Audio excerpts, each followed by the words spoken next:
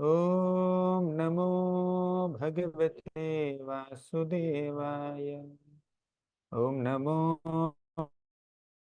భగవతే వాసుదేవాయ. ఓం అజ్ఞానచక్షురున్మిళితం యేన తస్మై శ్రీ గురవే నమః.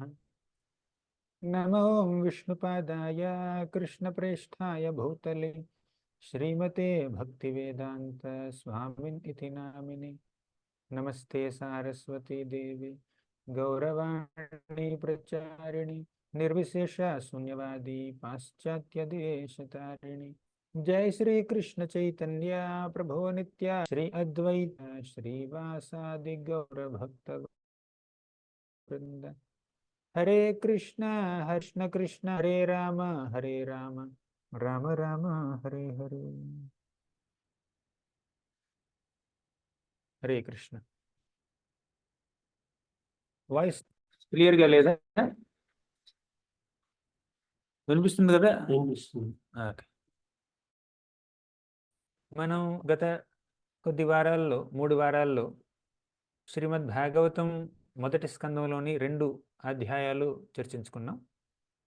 ఇప్పుడు 3వ అధ్యాయం ప్రారంభిద్దాం. ప్రారంభించే ముందు ఆ 2 అధ్యాయాల యొక్క సారాంశాన్ని మళ్ళీ ఒక్కసారి గుర్తు తెచ్చుకుందాం. మొదటి అధ్యాయంలో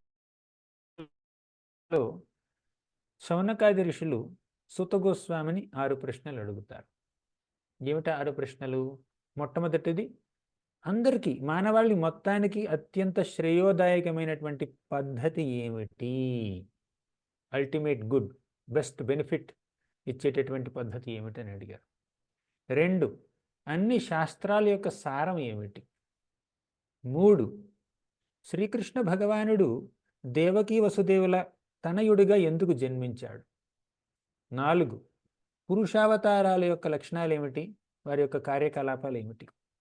5, లీలావతారాల గురించి వర్ణించమన్నాడు.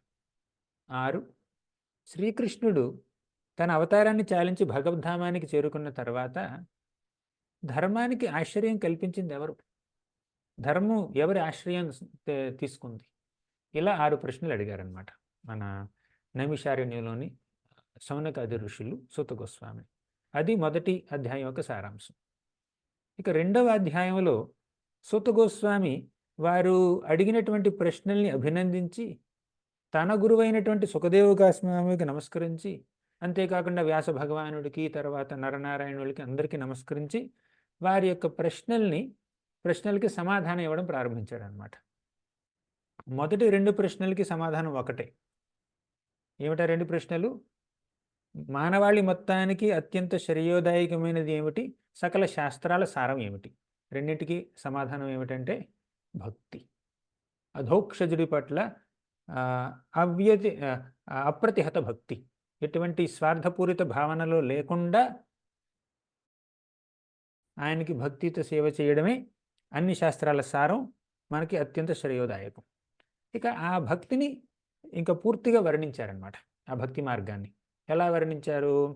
వర్ణాశ్రమ ధర్మాన్ని పాటించడం కావాలి, కానీ అదే అల్టిమేట్ కాదు. వర్ణాశ్రమ ధర్మాన్ని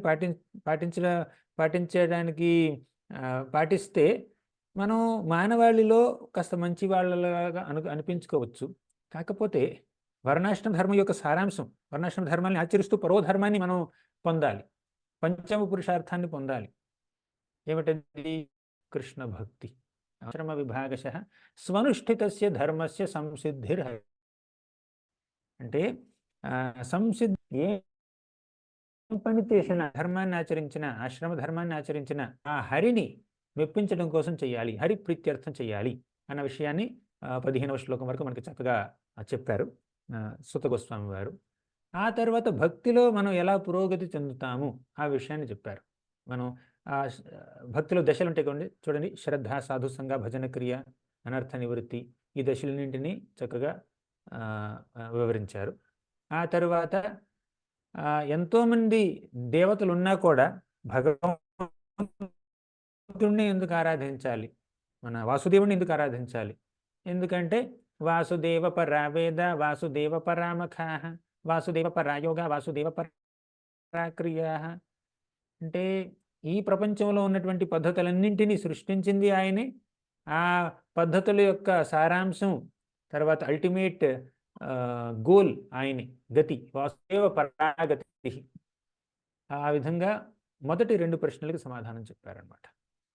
ఇక మూడవ ప్రశ్న ఏమిటి? దేవకి వసుదేవుల తనయుడిగా కృష్ణుడు ఎందుకు జన్మించాడు? దాన్ని వెంటనే చెప్పకుండా 4గో ప్రశ్నకి సమాధానం చెప్పేశాడు సుత గోస్వామి. ఏమిటా 4గో ప్రశ్న? పురుషావతారాలు ఎవరు? చెప్పుకున్నాం మనం. ఎవరు పురుషావతారాలు? ఒకటి కారణోదక సాయి విష్ణు. అంటే కారణ సముద్రం మీద పవళించి ఆయన శ్వాస విడుస్తున్నప్పుడు ఆయన స్వేదరంధ్రాల్లో నుంచి అనంతకోటి బ్రహ్మాండాలు వస్తూ ఉంటాయి. నా మాట వినిపిస్తుందా? క్లియర్గా వినిపిస్తుందా అందరికీ? ఎవరైతే వినిపించట్లేదు అంటున్నారో వాళ్ళు వాళ్ళ యొక్క ఇంటర్నెట్ ఒకసారి చెక్ చేసుకోండి. ఎందుకంటే మీరు ఈ చాట్ బాక్స్లో వేస్తుంటే నాకు డౌట్ వస్తుంది, అసలు వినిపిస్తుందా లేదా అని. చాలామంది వినిపిస్తుంది అంటున్నారు.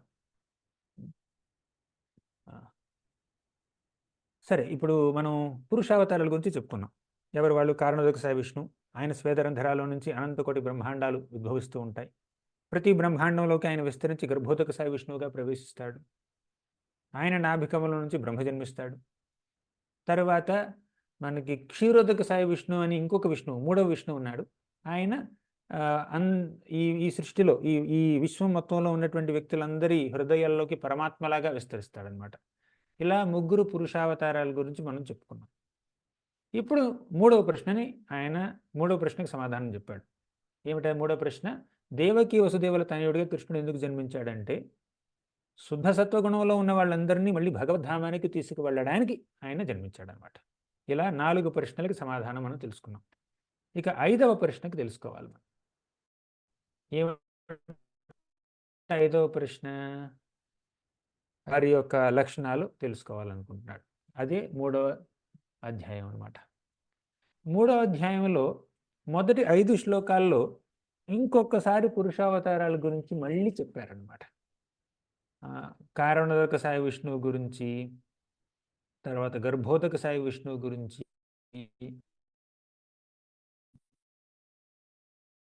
క్షీరోదక సాయి విష్ణువు గురించి ఇంకొకసారి చెప్పారు. 5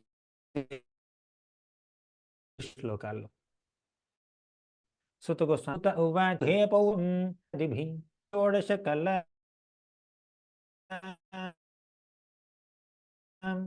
ఆదౌ లోక జగృహే భగవంతుడు పౌరుషం రూపం అంటే పురుషావతారాలు దాల్చి ఆయన ఈ భౌతిక జగత్తుని సృష్టించాడు. భగవన్ మహదాదిభి. మహత్ అంటే మన మహత్తత్వము అని. అసలు సృష్టి జరగాలంటే కొన్ని పదార్థాలు ముందుగా వెలువడతాయి అన్నమాట. విశ్వం భగవంతుడి యొక్క స్వేదరంధ్రాల నుంచి వెలువడిందంటే ఒక్కసారిగా విశ్వం అలా యాజ్ ఇట్ ఈస్గా వచ్చేది 14 భువన భాండాలతో. ముందుగా ఆ విశ్వం ఒక బీజ రూపంలో మన కారణోదక సాయి విష్ణువు యొక్క స్వేదరంధ్రం నుంచి బయటకు వస్తుంది అన్నమాట, ఒక బీజ రూపంలో. అది మెల్లిగా కాస్త డెవలప్ అయ్యి పరిపక్వం అయ్యి ఇంకా అవి ఒక మహత్తత్వంగా మారుతుంది. ఆ మహత్తత్వం అహంకారంగా మారుతుంది. ఆ అహంకారం 3 గుణాల ద్వారా 23 రకాల పదార్థాలని అది సృష్టిస్తుంది అన్నమాట. ఏమిటవి? భూమి, జలము, అగ్ని, నీరు, వాయువు, తర్వాత పంచేంద్రియాలు మొత్తం 10, తర్వాత ఆ అధిష్టాన దేవతలు, అలా చాలా చాలా ఉద్భవిస్తాయి అన్నమాట. ఆ పదార్థాలన్నింటినీ అవన్నీ కలిస్తే వాటి కలయికే ఈ ప్రపంచం, ఈ విశ్వం.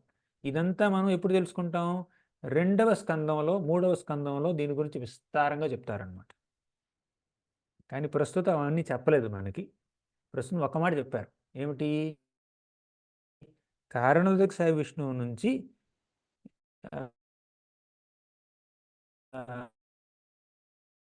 విశ్వాలన్నీ ఉన్నాయి అని ఒక డీటెయిల్స్ అని.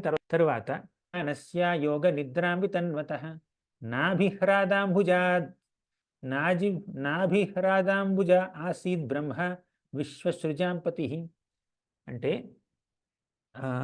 ఈ 2వ శ్లోకం గర్భోదక సాయి విష్ణువు గురించి. ఈ 2వ శ్లోకంలో ఏమన్నారంటే పవళిస్తున్న నుంచి బ్రహ్మ ఆయనే సాయి విష్ణువు. తర్వాత ఇక 3వ శ్లోకంలో ఏం చెప్పారంటే యస్యావ యవ సంస్థానైః కల్పితో లోక విస్తరః తద్వై భగవతో రూపం విశుద్ధం సత్వమూర్జితం పశ్యంత్యధో రూపమదభ్రచక్షుషాం సహస్రపాదోరుభుజాననాద్భుతం సహస్రమూర్ధశ్రవణాక్షినాసికం సహస్రమౌల్యం వరకుండలోల్లసత్. ఈ 2 శ్లోకాల్లో విశ్వరూపం గురించి చెప్తున్నారనమాట. ఇంతకీ విశ్వరూపం అంటే ఏమిటి? ఈ విశ్వంలో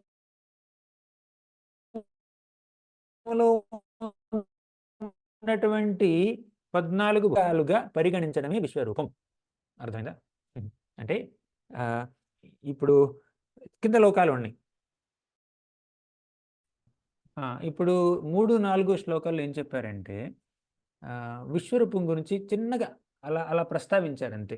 అసలు పూర్తిగా తర్వాత చెప్తారు. ఇప్పుడు చెప్పింది ఏమిటంటే ఈ విశ్వం మొత్తంలో 14 లోకాలు ఉన్నాయి కదా. భూలోకం, భువర్లోకం, సౌరలోకం, మహాలోకం, జనలోకం, తపలోకం, అలా పైన 7 లోకాలు ఉన్నాయి. కింద అతల, వితల, సుతల, రసాతల, తలాతల, మహాతల, పాతాళ అని ఇంకింద ఒక 7 ఉన్నాయి. మొత్తం 14 లోకాలు ఉన్నాయి. ఈ 14 లోకాలని భగవంతుడి యొక్క నఖశిఖ పర్యంతం ఆయన యొక్క శరీరంలో అంగాలుగా అనుకోవడమే విశ్వరూపం. అదొకటి. తర్వాత 4 వర్ణాలు ఉన్నాయి చూడండి. ఏమిటవి? బ్రాహ్మణ, క్షత్రియ, వైశ్య, శూద్ర. ఆ 4 వర్ణాన్ని భగవంతుడి యొక్క దేహంలో భాగాలు అనుకోవడం విశ్వరూపం. అంతేకాకుండా దేవతలు ఉన్నారు చూడండి. ఆ దేవతలందరూ భగవంతుడి యొక్క శరీరంలో భాగాలు అనుకోవడం ఇంకొక రకమైనటువంటి విశ్వరూపం. విశ్వరూపం అంటే విశ్వంలో ఉన్నటువంటి ఈ విషయాలన్నింటినీ భగవంతుడి రూపంగా అనుకోవడమే విశ్వరూపం అనమాట. ఓకేనా? దాని గురించి మెల్లిగా ప్రస్తావిస్తారు, కానీ విస్తారంగా 2వ స్కందంలో దాని గురించి వర్ణన ఉంటుందన్నమాట. ఇప్పుడు ఇందులో అలా మెల్లిగా ప్రస్తావించారు. ఎందుకంటే లీలావతారాల గురించి చెప్పబోతున్నారు కదా. దాని ముందు లీలావతారాలు ఈ విశ్వంలో అవతరించాలి అంటే అసలు విశ్వం ప్రారంభం అవ్వాలి కదా. విశ్వం అనేది ఒకటి ఉండాలి కదా. దాన్ని ఎవరు సృష్టించారు? పురుషావతారాలు సృష్టించారు. ఆ విషయాన్ని చెప్తూ ఆ విశ్వాన్ని విశ్వరూపంగా కూడా కొంతమంది అనుకుంటూ ఉంటారు. ఈ విశ్వమే భగవంతుడి యొక్క రూపం అని కొంతమంది అనుకుంటూ ఉంటారు. భగవంతుడు ఉన్నాడు అని వారికి తెలియజెప్పాలంటే విశ్వరూపం ద్వారా తెలియజెప్పొచ్చు, అంతే. అంతకుమించి ఇంకా విశ్వరూపం గురించినటువంటి విశిష్టత అంతకుమించి లేదు. భక్తులు విశ్వరూపాన్ని పూజించరు. భక్తులు కృష్ణ రూపాన్నో, విష్ణు రూపాన్నో, రామ రూపాన్నో పూజిస్తారు. కానీ భక్తులు విశ్వరూపాన్ని పెద్దగా పూజించరనమాట. ఎందుకంటే విశ్వరూపం భౌతిక రూపం. భౌతిక ప్రపంచాన్ని ఆయన రూపంగా పరిగణించడమే విశ్వరూపం. అది ఎందుకు కావాలి? ఈ సాధారణ మానవులు ఉంటారు చూడండి, చూస్తేనే నమ్ముతాను, చూడండి నమ్మను అంటారు చూడండి. నువ్వు చూసేదంతా దేవుడి రూపమే, దేవుడి ప్రతిరూపమే అని చెప్పడం కోసం విశ్వరూపం అనమాట. కానీ ఈ విశ్వం భౌతికం. విశ్వరూపం అన్నటువంటి భగవంతుడి రూపం భౌతిక రూపం. ఆ రూపం మీద మనకి పెద్దగా ఇంట్రెస్ట్ ఉండకూడదు. అసలు మన ఇంట్రెస్ట్ అంతా భగవంతుడి యొక్క ఆధ్యాత్మిక స్వరూపం మీద, ఆయన స్పిరిచువల్ ఫామ్ మీద. ఆయనకి ఎన్నున్నాయి స్పిరిచువల్ ఫామ్స్? అన్లిమిటెడ్. కొన్ని కోట్ల కొలది ఉన్నాయి. అవన్నీ లీలావతారాలు అనమాట. వాటి గురించి మనం ఇప్పుడు చెప్పుకోబోతున్నాం. ఆ రూపాలన్నింటి యొక్క మూలం ఎవరో తెలుసా? ఆ మూలం మన విష్ణువు. మీరు క్షీరోదక సాయి విష్ణువు అనొచ్చు, గర్భోదక సాయి విష్ణువు అనొచ్చు, కారణోదక సాయి విష్ణువు అనొచ్చు. ముగ్గురులో ఎవరైనా అనొచ్చు. ఎందుకంటే కారణోదక సాయి విష్ణువు నుంచే గర్భోదక సాయి విష్ణువు వచ్చారు కదా. గర్భోదక సాయి విష్ణువు నుంచే క్షీరోదక సాయి విష్ణువు వచ్చారు కాబట్టి ఈ ముగ్గురులో ఎవరినైనా అన్ని లీలావతారాలకి సోర్స్. అంటే ఈ ప్రపంచంలో ఈ విశ్వంలో భగవంతుడు ఒక అవతారం దాల్చి రావాలి అంటే ఈ విష్ణువుల ద్వారా వస్తాడనమాట. ఏమన్నారు ఇప్పుడు? ఏతన్నానావతారాణాం నిధానం బీజమవ్యయం యస్యాంశేన సృజ్యంతే దేవతిర్యనరాదయః. ఏతాన్నానావతారాణం, ఇక్కడ ఎన్నెన్నో అవతారాలు ఉన్నాయి, లీలావతారాలు.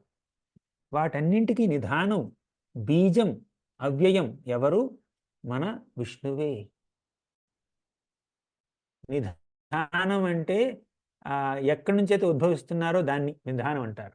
బీజం అంటే తెలిసిందే, బీజం సీడ్ అదనమాట. అవ్యయం అంటే ఎన్నెన్నో అవతారాలు ఆయన నుంచి ఉద్భవిస్తున్నా కూడా ఆయన వ్యయం కాడు, ఆయన శక్తి తరగదు. ఈ విధంగా ఆయన్ని ఎవరు మన గర్భోదక సాయి విష్ణువు కానీ, క్షీరోదక సాయి విష్ణువు కానీ, కారణోదక సాయి విష్ణువు కానీ బేసికల్లీ పురుషావళిని అన్ని అవతారాలు, లీలావతారాల యొక్క మూలంగా ఇక్కడ వర్ణించారనమాట. యస్య అంశేన సృజ్యంతే, ఆ లీలావతారాలన్నీ ఈ పురుషావతారాల యొక్క అంశలుగా పుడతాయి. దేవతిర్యన్ నరాదయ, కొన్ని లీలావతారాలు దేవతల లోకాల్లో పుడతాయి, దేవతల లోకాల్లో అవతరిస్తుంటారు కొంతమంది కొన్ని అవతారాలు. తిర్యగ్ అంటే మానవేతర రాశుల్లో, నరాదయ కొన్ని కొన్ని అవతారాలు నరలోకంలో ఉంటాయి అన్నమాట. ఇప్పుడు దేవతలుగా ఎవరు పుట్టారు అంటే భగవంతుడు దేవతాలోకంలో ఎలా అవతరించాడు? వామనుడిగా అవతరించాడు. వామనుడు ఎవరి పుత్రుడు? అదితి కశ్యపుల పుత్రుడు కదా వామనుడు. అదితి దేవతలందరికీ తల్లి కదా, అందుకే వామనుడిని ఉపేంద్ర అని కూడా అంటారు. ఇంద్రుడు సోదరుడు కదా. ఇంద్రుడు అదితి యొక్క తనయుడు, దేవతలందరూ అదితి యొక్క తనయులు. ఆ అదితికి మళ్ళీ జన్మించాడు కదా విష్ణువు మన వామన రూపంలో, కాబట్టి ఆయన ఉపేంద్ర అంటారు. ఆయన దేవతల అవతారం. మానవుల అవతారం ఎవరు? రాముడు, కృష్ణుడు. తర్వాత తిర్యక్ అంటే మానవేతర రాశుల్లో జంతువుల సమాజంలో ఆయన పుట్టాడు, ఒక తాబేలుగా పుట్టాడు, అంటే కూర్మావతారం. తర్వాత మత్స్యావతారం, వరాహావతారం. అలా మానవేతర రాశుల్లోనూ పుడతాడు, మానవాళిలోనూ పుడతాడు, దేవతల్లోనూ పుడతాడు అనమాట. అంటే ఇన్ని అవతారాల్లో చూస్తాడు. ఇవన్నీ లీలావతారాలు. అర్థమైంది కదా. ఇప్పటి వరకు 5 శ్లోకాలు చెప్పుకున్నాం. 5 శ్లోకాల్లో మనకి సారాంశం ఏమిటంటే కారణోదక సాయి విష్ణువు గురించి, గర్భోదక సాయి విష్ణువు గురించి కాస్త చెప్పారు. తర్వాత ఈ ప్రపంచంలో ఉన్నటువంటి ఈ గొప్ప గొప్ప విషయాలన్నీ, లోకాలన్నీ, వస్తువులన్నింటినీ భగవంతుడి యొక్క రూపంగా, ఆయన యొక్క తలలుగా, కాళ్ళుగా, చేతులుగా, సహస్రమైనటువంటి శీర్షములుగా, బాహువులుగా వర్ణించారు. దాన్ని విశ్వరూపం అంటారనమాట. అవునా? ఆ విశ్వరూపం ఎక్కడి నుంచి ఉద్భవిస్తుంది? విశ్వం ఉద్భవించేది మహావిష్ణువు నుంచి, విశ్వరూపం కూడా ఉద్భవించేది మహావిష్ణువు నుంచి. ఒక మాటలో చెప్పాలంటే విశ్వరూపం అంటే ఏమిటి? ఆ విశ్వంలో ఉన్నటువంటి రూపాలన్నింటినీ భగవంతుడి రూపంగా అనుకోవడమే విశ్వరూపం. కాబట్టి విశ్వరూపం కూడా విష్ణువు నుంచే ఉద్భవిస్తుందని దాని అర్థం. తర్వాత ఆ విష్ణువు నుంచి లీలావతారాలు కూడా ఉద్భవిస్తున్నాయి. ఇంతకీ ఏమిటా లీలావతారాలు? కొన్ని కోట్లు ఉన్నాయి. అందులో ఒక 22 లీలావతారాలను ఇక్కడ చెప్పారనమాట. 6వ శ్లోకం నుంచి 22వ శ్లోకం వరకు మనకి 27వ శ్లోకం వరకు 22 లీలావతారాల గురించినటువంటి అతి క్లుప్తమైనటువంటి వర్ణన ఉంటుంది. కానీ ఈ లీలావతారాలన్నింటి గురించి విస్తారమైనటువంటి వర్ణన ఎక్కడుంటుందో తెలుసా? భాగవతంలో ఉన్నటువంటి మిగిలిన స్కందాల్లో ఉంటుంది. ఇప్పుడు మొదటి లీలావతారం 4 అనమాట. 4 కలిపి ఒక లీలావతారం. ఎవరు వాళ్ళు? కుమారులు. సనక, సనందన, సనాతన, సనత్ కుమారులు. ఇలా 4 ఋషులు ఉన్నారనమాట. ఈ 4 కుమారులు అంటారు వీళ్ళని. బ్రహ్మదేవుడు మొట్టమొదటిగా సృష్టించిందే ఈ 4 అనమాట. ఈ 4 మొట్టమొదటి లీలావతారం. సృష్టి ప్రారంభంలో బ్రహ్మ తర్వాత ఉద్భవించింది 4. వీరి గురించినటువంటి వర్ణన 3వ స్కందం 12వ అధ్యాయంలో ఉంటుంది. తర్వాత మన వారాహదేవుడు, ఆయన గురించినటువంటి వర్ణన కూడా 3వ అధ్యాయంలో ఉంటుంది, 3వ స్కందంలో ఉంటుంది. నరనారాయణ ఋషులు, నారదుముని తర్వాత అవతారాలు, వీళ్ళందరి గురించి చాలా విస్తారమైన వర్ణన ఇవ్వాల. ఒక్కొక్కరి గురించి ఒక శ్లోకంలోనో శ్లోకంలోనో ప్రస్తావించి ముందుకు వెళ్ళిపోతున్నాడు అనమాట. లిస్ట్ ఇచ్చాడంతే ఇక్కడ. సూత గోస్వామి వారందరి గురించి పూర్తిగా చెప్పకుండా ఒక చిన్న లిస్ట్ ఇచ్చారనమాట, అంతే. ఆ లిస్ట్ చదువుతున్నాం మనం ఇప్పుడు. కానీ నారదముని గురించి తెలుసుకోవాలంటే భాగవతం అంతా నారదముని గురించి చెప్తుంది. భాగవతంలో 12 స్కందాలుంటే నారదముని ప్రతి స్కందంలోనూ నారదముని యొక్క పాత్ర ఉంటుంది. నరనారాయణుల గురించినటువంటి వర్ణన 12వ స్కందంలోనూ 4వ స్కందంలోనూ మనం చదువుకోవచ్చు. తర్వాత దత్తాత్రేయుడి గురించినటువంటి వర్ణన 4వ స్కందం 1వ అధ్యాయంలో ఉంటుంది. కపిలదేవుడు దేవహూతి యొక్క తనయుడిగా జన్మించాడు. ఆయన యొక్క టీచింగ్స్, ఆయన బోధనలన్నీ 3వ స్కందం ఆఖరి 8 అధ్యాయాల్లో మనకు తెలుస్తుంది, మనం చదువుకోవచ్చు. తర్వాత లీలావతారాలు ఎవరు? వృషభదేవుడు, తరువాత యజ్ఞ పురుషుడు, సుయజ్ఞ అంటారు ఆయన్ని. ఈయన ఎవరు తనయుడు అంటే స్వయంభూమనువు బ్రహ్మ తనయుడు. స్వయంభూమనువుకి 3 కూతుళ్ళు, 2 కొడుకులు ఉన్నారు. వారిలో కూతుళ్ళు ఎవరంటే దేవహుతి, ఆకూతి, ప్రసూతి. వారిలో ఒక కూతురైనటువంటి ఆకూతి ప్రజాపతి రుచిని వివాహమాడి ఈ యజ్ఞదేవుడికి జన్మనిస్తుంది అనమాట. అది. తర్వాత వృషభదేవుడు నాభి మహారాజుకు తనయుడు. ఆయన గురించి 5వ స్కందంలో తెలుసుకుంటాం.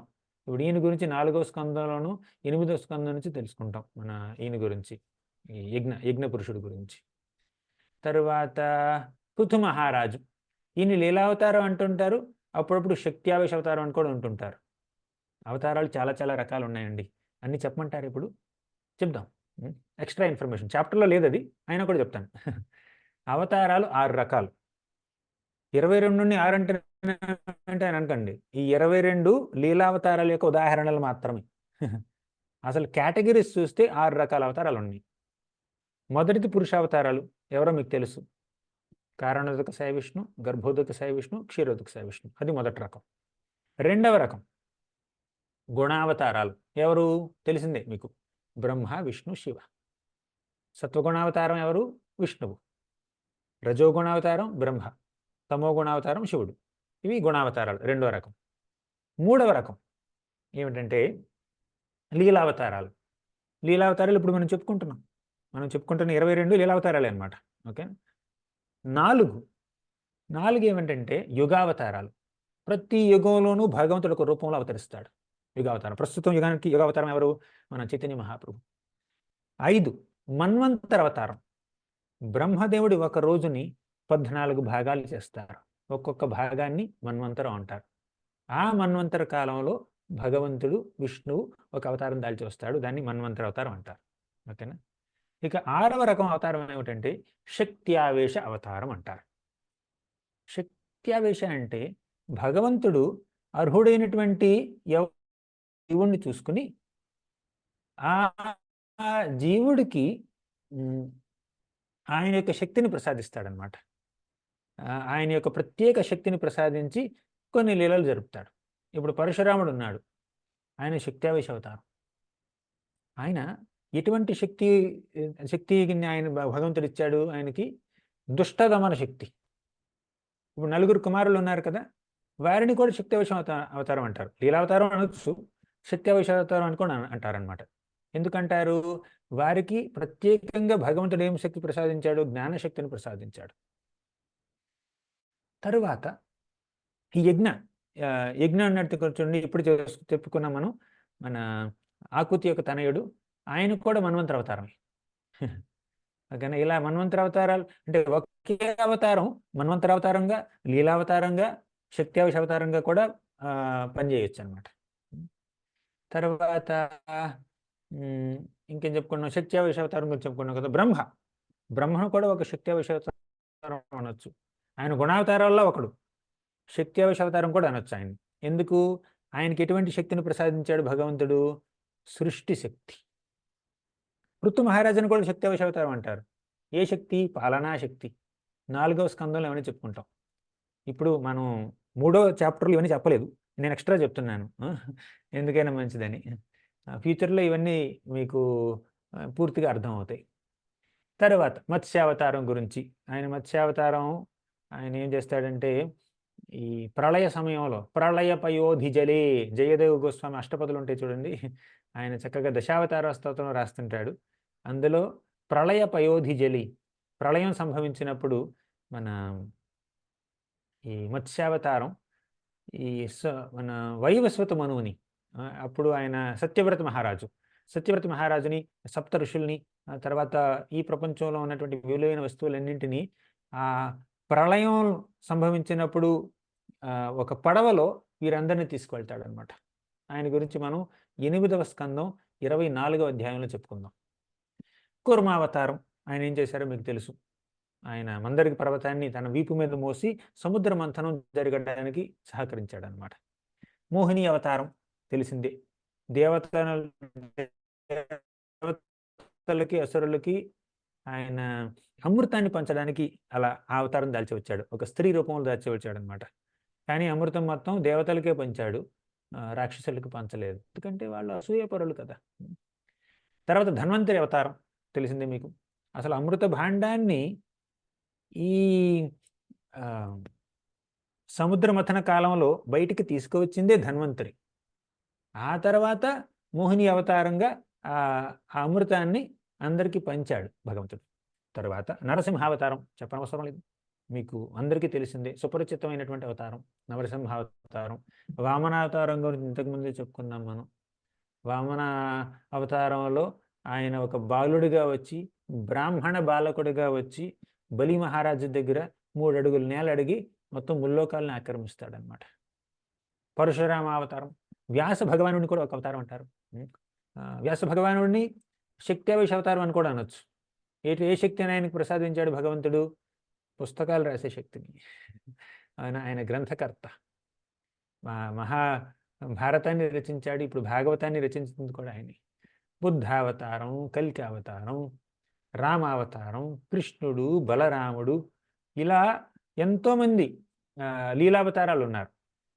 ఎంతమంది ఉన్నారంటే మనం లెక్క పెట్టలేం. అవతారహ్య సంఖ్యేయ హరేహ సత్వనిధేర్ద్విజ యథా విదాసినః కుల్యః సరసః సహస్రశః.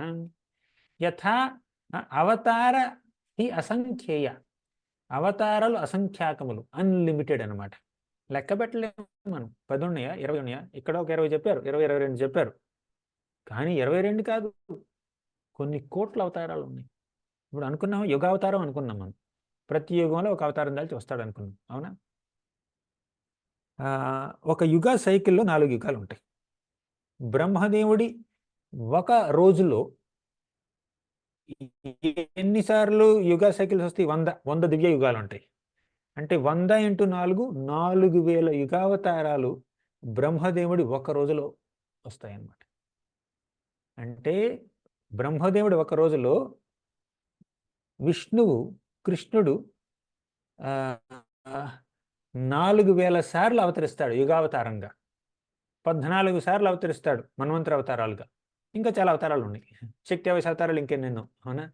ఇలా ఒక యుగావతారాలు మాత్రమే కౌంట్ చేస్తే బ్రహ్మదేవుడు ఒక రోజులో 4000, నెలలో 4000 × 30, సంవత్సరంలో × 360, అలా 100 సంవత్సరాలు ఆయన బ్రతుకుతాడు. కౌంట్ ఎంతో మీరే చూసుకోండి, నేను లెక్క పెట్టలేకపోతున్నాను. అది బ్రహ్మదేవుడు ఒక కాలంలో. ఇలా చూస్తే బ్రహ్మదేవుడు ఏంటి, ఎన్నెన్నో సార్లు దోస్తాడు కదా. అంటే ఇదంతా ఒక సృష్టి. ఈ విశ్వం మన కారణోదక సాయి విష్ణు శ్వాస విడిచిన సమయంలో ఆ విశ్వం బయటికి వస్తుంది ఆయన శ్వేతరంధ్రాల్లో నుంచి. ఆయన శ్వాస తీసుకోగానే విశ్వం మొత్తం ఆయనలోకి వెళ్ళిపోతుంది, అవునా? అంటే ఆయన ఒక శ్వాస విడిచిన సమయంలో ఇన్ని వేల కొలది, కోట్ల కొలది యుగావతారాలు వస్తుంది. మళ్ళీ శ్వాస విడిస్తే మళ్ళీ అన్ని యుగావతారాలు వస్తాయి. ఇదంతా ఒక విశ్వంలో. ఎన్ని విశ్వాలు ఉన్నాయి? అనంత కోటి విశ్వాలు ఉన్నాయి. ఇలా చూస్తే యుగావతారాలు లెక్క పెట్టడమే మీకు జన్మంతా సరిపోదు మనకి. ఇంకా మన్వంతర అవతారాలు, తర్వాత లీలావతారాలు, అన్లిమిటెడ్ అనమాట. అవతార హి అసంఖ్యేయ. 26వ శ్లోకంలో ఏమన్నారంటే అసంఖ్యాకములైన అవతారాలు ఉన్నాయి. హరేహ సత్వనిధేర్ద్విజాః. ఓ ద్విజులారా, సౌనకాది ఋషులారా, హరి సత్వరాశి, సత్వగుణం యొక్క నిధి. యథా విలాసినః కుల్యః సరసః స్యుః సహస్రశః. అంటే ఒక సరస్సు, ఒక పెద్ద సరస్సును తీసుకోండి, సముద్రం అంత సరస్సును తీసుకోండి. అందులో నుంచి చిన్న చిన్న పాయలు వస్తూ ఉంటాయి. పాయలు కానీ మీరు చిన్న ఆ సరస్సు నుంచి ఒక చిన్న పాయలా లాగారు, దాంట్లో నుంచి కొంచెం నీళ్ళు అలా వచ్చినాయి, కాలువలాగా అనమాట. అలా కొన్ని లక్షల కొలది పిల్ల కాలువలు రావచ్చు, పాయలు రావచ్చు మన సరస్సులో నుంచి.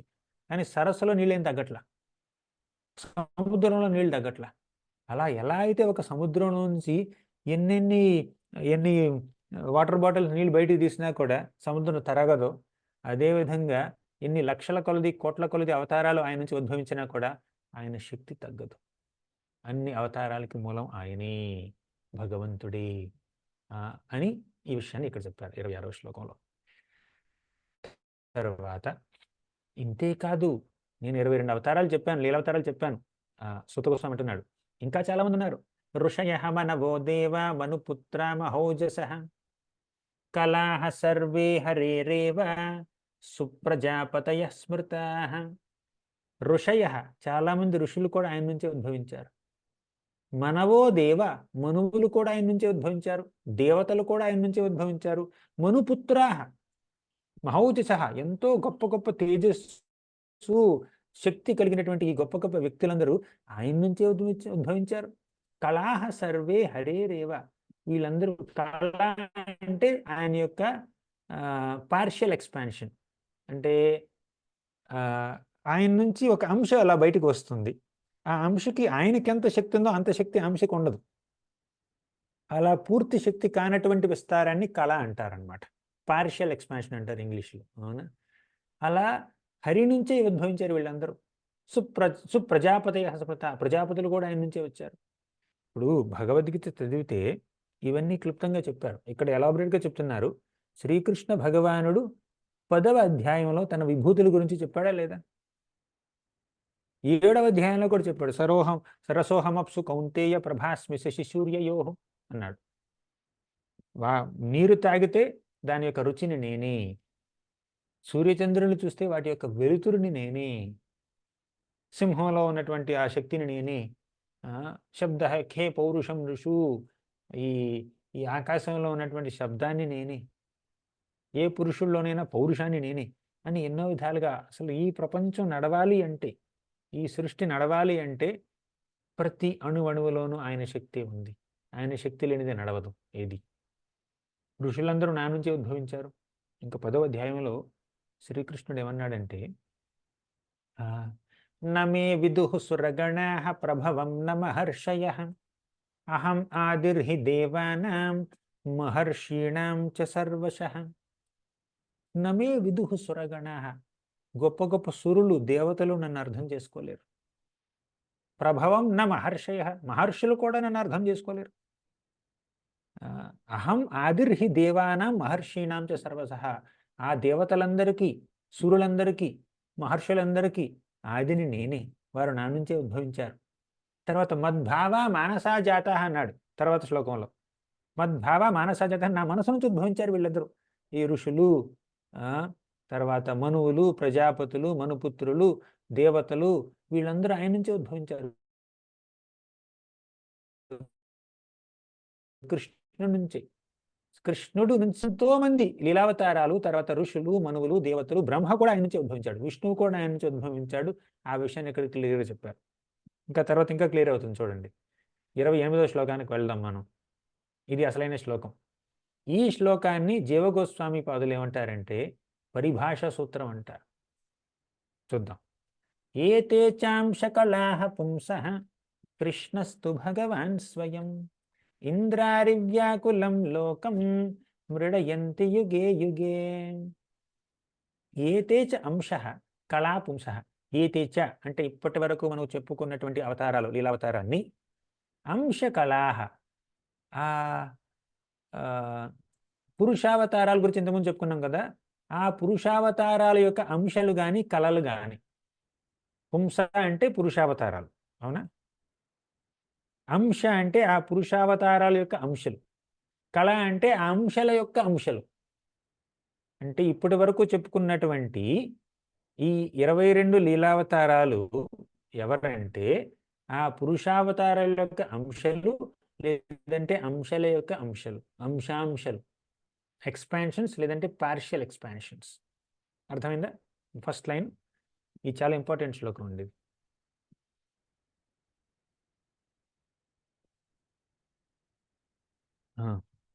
ఏతే చ అంశకళాః పుంసః కృష్ణస్తు భగవాన్ స్వయం.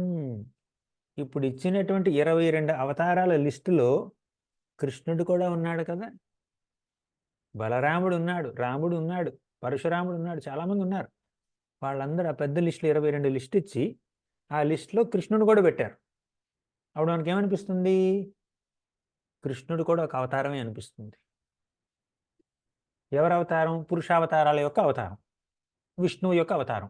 అంటే విష్ణువు నుంచి కృష్ణుడు వచ్చాడు అన్న విషయం మనకు తెలుస్తుంది ఇక్కడ ఇప్పటి వరకు లిస్టులో పెట్టారు కాబట్టి.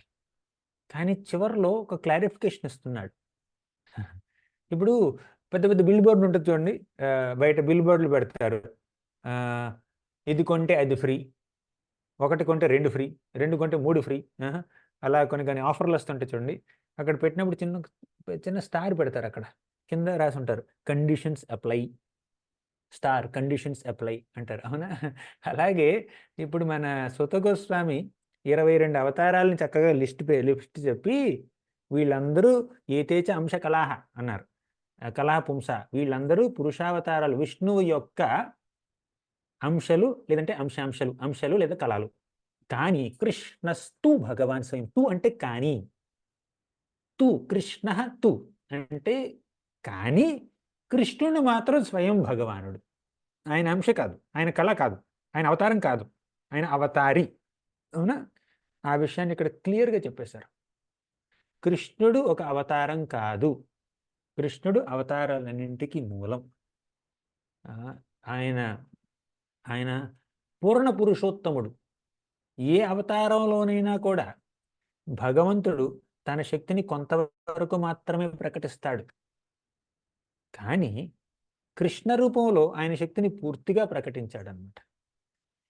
అలా అని వేరే అవతారాలు మనం తక్కువ చేసి చూడకూడదు, వాళ్ళు తక్కువ అని అనకూడదు. విష్ణువు తక్కువని, లేకపోతే పురుషావతారాలు తక్కువని, గుణావతారాలు తక్కువ అలా అనట్లేదు. అందరూ భగవంతుడి రూపాలే, కానీ ఒక్కొక్క రూపంలో ఒక్కొక్క రకమైనటువంటి లీలలు చేస్తుంటాడు భగవంతుడు. కొన్ని రూపాల్లో ఆయన ఎంతో ఆకతాయిగా ఉంటాడు. కృష్ణుడి రూపంలో వృందావనంలో ఆకతాయిగా ఉన్నాడు, ఓకేనా? అందరిని ఆట పట్టిస్తూ ఉంటాడు, దొంగతనం చేస్తుంటాడు, వెన్న దొంగతనం చేస్తూ ఉంటాడు. చాలా అంటే ఆయన బాల్యలీలలు చాలా విస్తారంగా ఉంటాయి. రాముడి బాల్యలీలల్లో పెద్ద ఎక్కువగా వర్ణన లేదు. వాల్మీకి రామాయణం చూస్తే శ్రీరాముడి బాల్యాన్ని వాల్మీకి చాలా తొందరగా ముగించాడనమాట. యుద్ధకాండ చాలా ఎలాబొరేట్గా ఉంటుంది, అరణ్యకాండ చాలా ఎలాబొరేట్గా ఉంటుంది, కానీ బాలకాండలో పేరు బాలకాండ అయినా కూడా రాముడి యొక్క బాల్యాన్ని చాలా తక్కువగా వర్ణించాడనమాట ఆయన. అలా బాల్యాన్ని కాస్త వర్ణించేసి వెంటనే విశ్వామిత్రుడి దగ్గరికి వెళ్ళాడు, యాగరక్షణ చేశాడు, సీతమ్మను వివాహం చేసుకున్నాడు, ఇక యువరాజుగా ప్రకటించాలని చూస్తున్నారు, వనవాసానికి వెళ్ళిపోయాడు. అలా ఉంటుందన్నమాట. కానీ భాగవతం తీసుకుంటే 10వ స్కందంలో కృష్ణుడి యొక్క లీలలు పూర్తిగా వర్ణించారు. ఆ 10వ స్కందంలో 90 చాప్టర్లు ఉంటే అందులో సగభాగం కృష్ణుడి యొక్క బాల్య లీలల గురించే వర్ణన. సగభాగం 40-42 అధ్యాయం వరకు, యాక్చువల్లీ 45-46 వరకు ఉంటుంది. అలా కృష్ణుడు 10 ఏళ్ళ బాలుడు, 10-11 ఏళ్ళు కృష్ణుడు చేసినటువంటి లీలలు ఉన్నాయి చూడండి, 10-11 ఏళ్ళు చేసిన లీలలు. అది ఆ 10-11 ఏళ్ళు లీలలు ఒక సగం స్కందంలో చెప్పారు. మిగిలిన 115 సంవత్సరాల లీలలన్నీ మిగిలిన సగంలో చెప్పారనమాట. బాల్య లీలల గురించి అంత ఎలాబొరేట్ డిస్క్రిప్షన్ అనమాట. సరే, ఇప్పుడు కృష్ణస్తు భగవాన్ స్వయం, వీళ్ళందరూ అవతారాలు, కానీ కృష్ణుడు మాత్రం స్వయం భగవానుడు. ఇంద్రారి వ్యాకులం లోకం రడయంతి యుగే యుగే. ఇంద్రారి వ్యాకులం అంటే ఇంద్రుడు యొక్క అరి అంటే శత్రువు. ఇంద్ర శత్రువులు ఎవరు? అసురులు, రాక్షసులు. ఆ రాక్షసులు ఈ లోకంలో ఏదైనా అలజడి రేపుతున్నప్పుడు, ఏదైనా ప్రాబ్లం క్రియేట్ చేస్తున్నప్పుడు మృడయంతి యుగే యుగే, ప్రతి యుగంలోనూ ఆ డిస్టర్బెన్స్ని తగ్గించడం కోసం భగవంతుడు ఏదో ఒక అవతారం దాల్చి వస్తాడు. అర్థమైంది కదా? ఇది భాగవతం యొక్క పరిభాష సూత్రం. ఇంతకీ పరిభాష సూత్రం అంటే ఏమిటి? పరిభాష సూత్రం అంటే మెయిన్ స్టేట్మెంట్, ఆ స్క్రిప్చర్ మొత్తం, ఆ పుస్తకం మొత్తంలో ఉన్నటువంటి అతి ముఖ్యమైనటువంటి వాక్యం, దాన్ని పరిభాష సూత్రం అంటారు.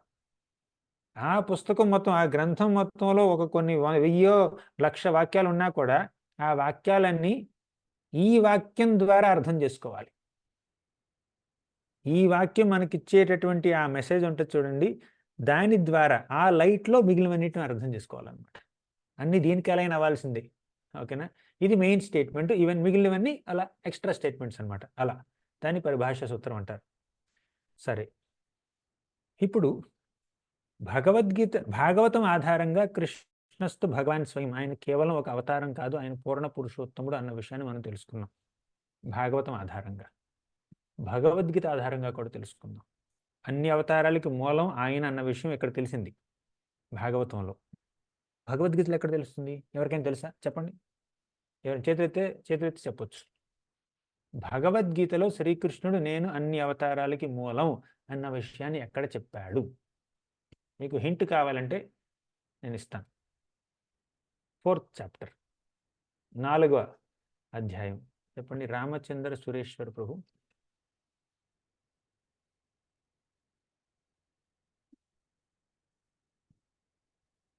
ఓకే, అన్మ్యూట్ చేసుకోవట్లేదు మీరు. హరే కృష్ణ ప్రభుజీ. పరిత్రాణాయ సాధూనాం వినాశాయ చ దుష్కృతాం ధర్మ సంస్థాపనార్థాయ సంభవామి యుగే జ్ఞాన.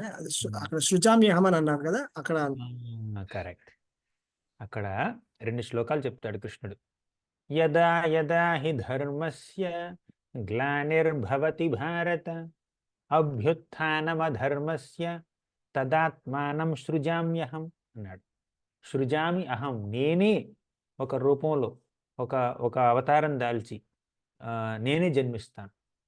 ఎప్పుడు? యదా యదా హి ధర్మస్య, ఎప్పుడైతే ధర్మం తరిగిపోతుందో, ధర్మానికి గ్లాని వస్తుందో, ఎప్పుడైతే అధర్మం పెరిగిపోతుందో, అధర్మం అభివృద్ధి అవుతుందో, ఆ సమయంలో నేను వస్తాను. ఎందుకు వస్తాను? ఆ పరిస్థితుల్ని తారుమారు చేయడం కోసం. ధర్మం తగ్గుతుంది, అధర్మం పెరుగుతుంది, దాన్ని రివర్స్ చేయాలి. ధర్మం పెరగాలి, అధర్మం తగ్గాలి. ఆ సమయంలో భగవంతుడు వస్తాడు. సృజామి అహం, నేనే వస్తాను. ఓకేనా? తర్వాత ఇంకేమన్నాడు? పరిత్రాణాయ సాధూనాం వినాశాయ చ దుష్కృతాం ధర్మ సంస్థాపనార్థాయ సంభవామి యుగే యుగే. ప్రతి యుగంలోనూ నేను అవతరించి వస్తాను. ధర్మాన్ని పునరుద్ధరించడం కోసం, మంచివారిని రక్షించడం కోసం, చెడ్డవారిని శిక్షించడం కోసం. ఇంకా ప్రూఫ్ కావాలా? భగవద్గీతలో ఉంది ప్రూఫ్, భాగవతంలో ఉంది ప్రూఫ్. కృష్ణస్తు భగవాన్ స్వయం సంభవామి యుగే యుగే సృజామి అహం, నేనే అవతారం దాల్చి వస్తున్నాను. ఎన్నెన్నో యుగాల్లో, అన్ని యుగాల్లో వచ్చేటటువంటి అవతారాలు నా రూపాలి అన్న విషయాన్ని కృష్ణుడు స్వయంగా చెప్పాడు. ఓకేనా? తర్వాత ఇక్కడ కూడా యుగే యుగే అన్న మాట వచ్చిందనమాట. సంభవామి యుగే యుగే మృడయంతి యుగే యుగే. ఇప్పుడు 29వ శ్లోకం. ఇక్కడ నుంచి చాప్టర్ చాలా సింపుల్గా ఉంటుందన్నమాట. జన్మ గుహ్యం భగవతో య ఏతత్ ప్రయతో నరః సాయం ప్రాతర్గుణర్భక్త్యా దుఃఖగ్రామాద్విముచ్యతే. జన్మగుహ్యం భగవతో అంటే భగవంతుడి యొక్క జన్మలు అంటే అవతారాలు. ఆయనకి జన్మ లేదు, పుట్టుక లేదు. అసలు మనకే జన్మ లేదు. న జాయతే మ్రియతే వా కదాచిన్ నాయం భూత్వా భవితా వా న భూయః అన్నాడా లేదా కృష్ణుడు? భగవద్గీతలో ఆత్మతత్వం వర్ణించే సమయంలో శ్రీకృష్ణుడు ఏమన్నాడంటే, ఒక ఆత్మకి చావు లేదు, పుట్టుక లేదు. నా జాయతే మ్రియతే వా కదాచిన్, ఎప్పుడు చావు లేదు, పుట్టుక లేదు. చాలామంది పుడుతున్నారే, పుడుతున్నది ఆత్మలు కాదు, వారి శరీరాలు. శరీరానికి పుట్టుక ఉంది, శరీరానికి చావు ఉంది. ఆత్మకి చావు లేదు, ఆత్మకి పుట్టుక లేదు. ఆత్మకే చావు పుట్టుకలు లేకపోతే పరమాత్మకి ఎందుకుంటే చెప్పండి? ఆ పరమాత్మకే సోర్స్ అయినటువంటి కృష్ణుడికి ఎందుకుంటే చెప్పండి? భగవంతుడు యొక్క అంశ పరమాత్మ. పరమాత్మ అంటే భగవంతుడి యొక్క అంశ. ఆయన తన పరమాత్మ రూపంలో, అంశ రూపంలో ప్రతి ఒక్క వస్తువు, ప్రతి ఒక్క వ్యక్తి యొక్క హృదయంలో ఉంటాడు. ఇది ఎవరు చెప్పారు? కృష్ణుడే చెప్పాడు భగవద్గీతలో. ఏమన్నాడు కృష్ణుడు? సర్వస్య చాహం హృది సన్నివిష్టో మత్తః స్మృతిర్జ్ఞానమపోహనం చ అన్నాడా? అందరి హృదయాల్లోనూ పరమాత్మగా నేను నెలకొని ఉన్నాను. ఈశ్వర సర్వభూతానాం హృద్యేషే అర్జున తిష్టతి అన్నాడా లేదా? అంటే పరమాత్మ ఆయన యొక్క రూపం, ఆయన ఒకడే. కానీ ఆయన రిప్లికాస్, పరమాత్మాస్. ఒక మాటలో చెప్పాలంటే, ఒక చిన్న ఉదాహరణ ఇవ్వాలంటే జిరాక్స్. మెయిన్ ఒరిజినల్ కాపీ ఒకటే ఉంటుంది, 10th క్లాస్ సర్టిఫికెట్. ఓకేనా?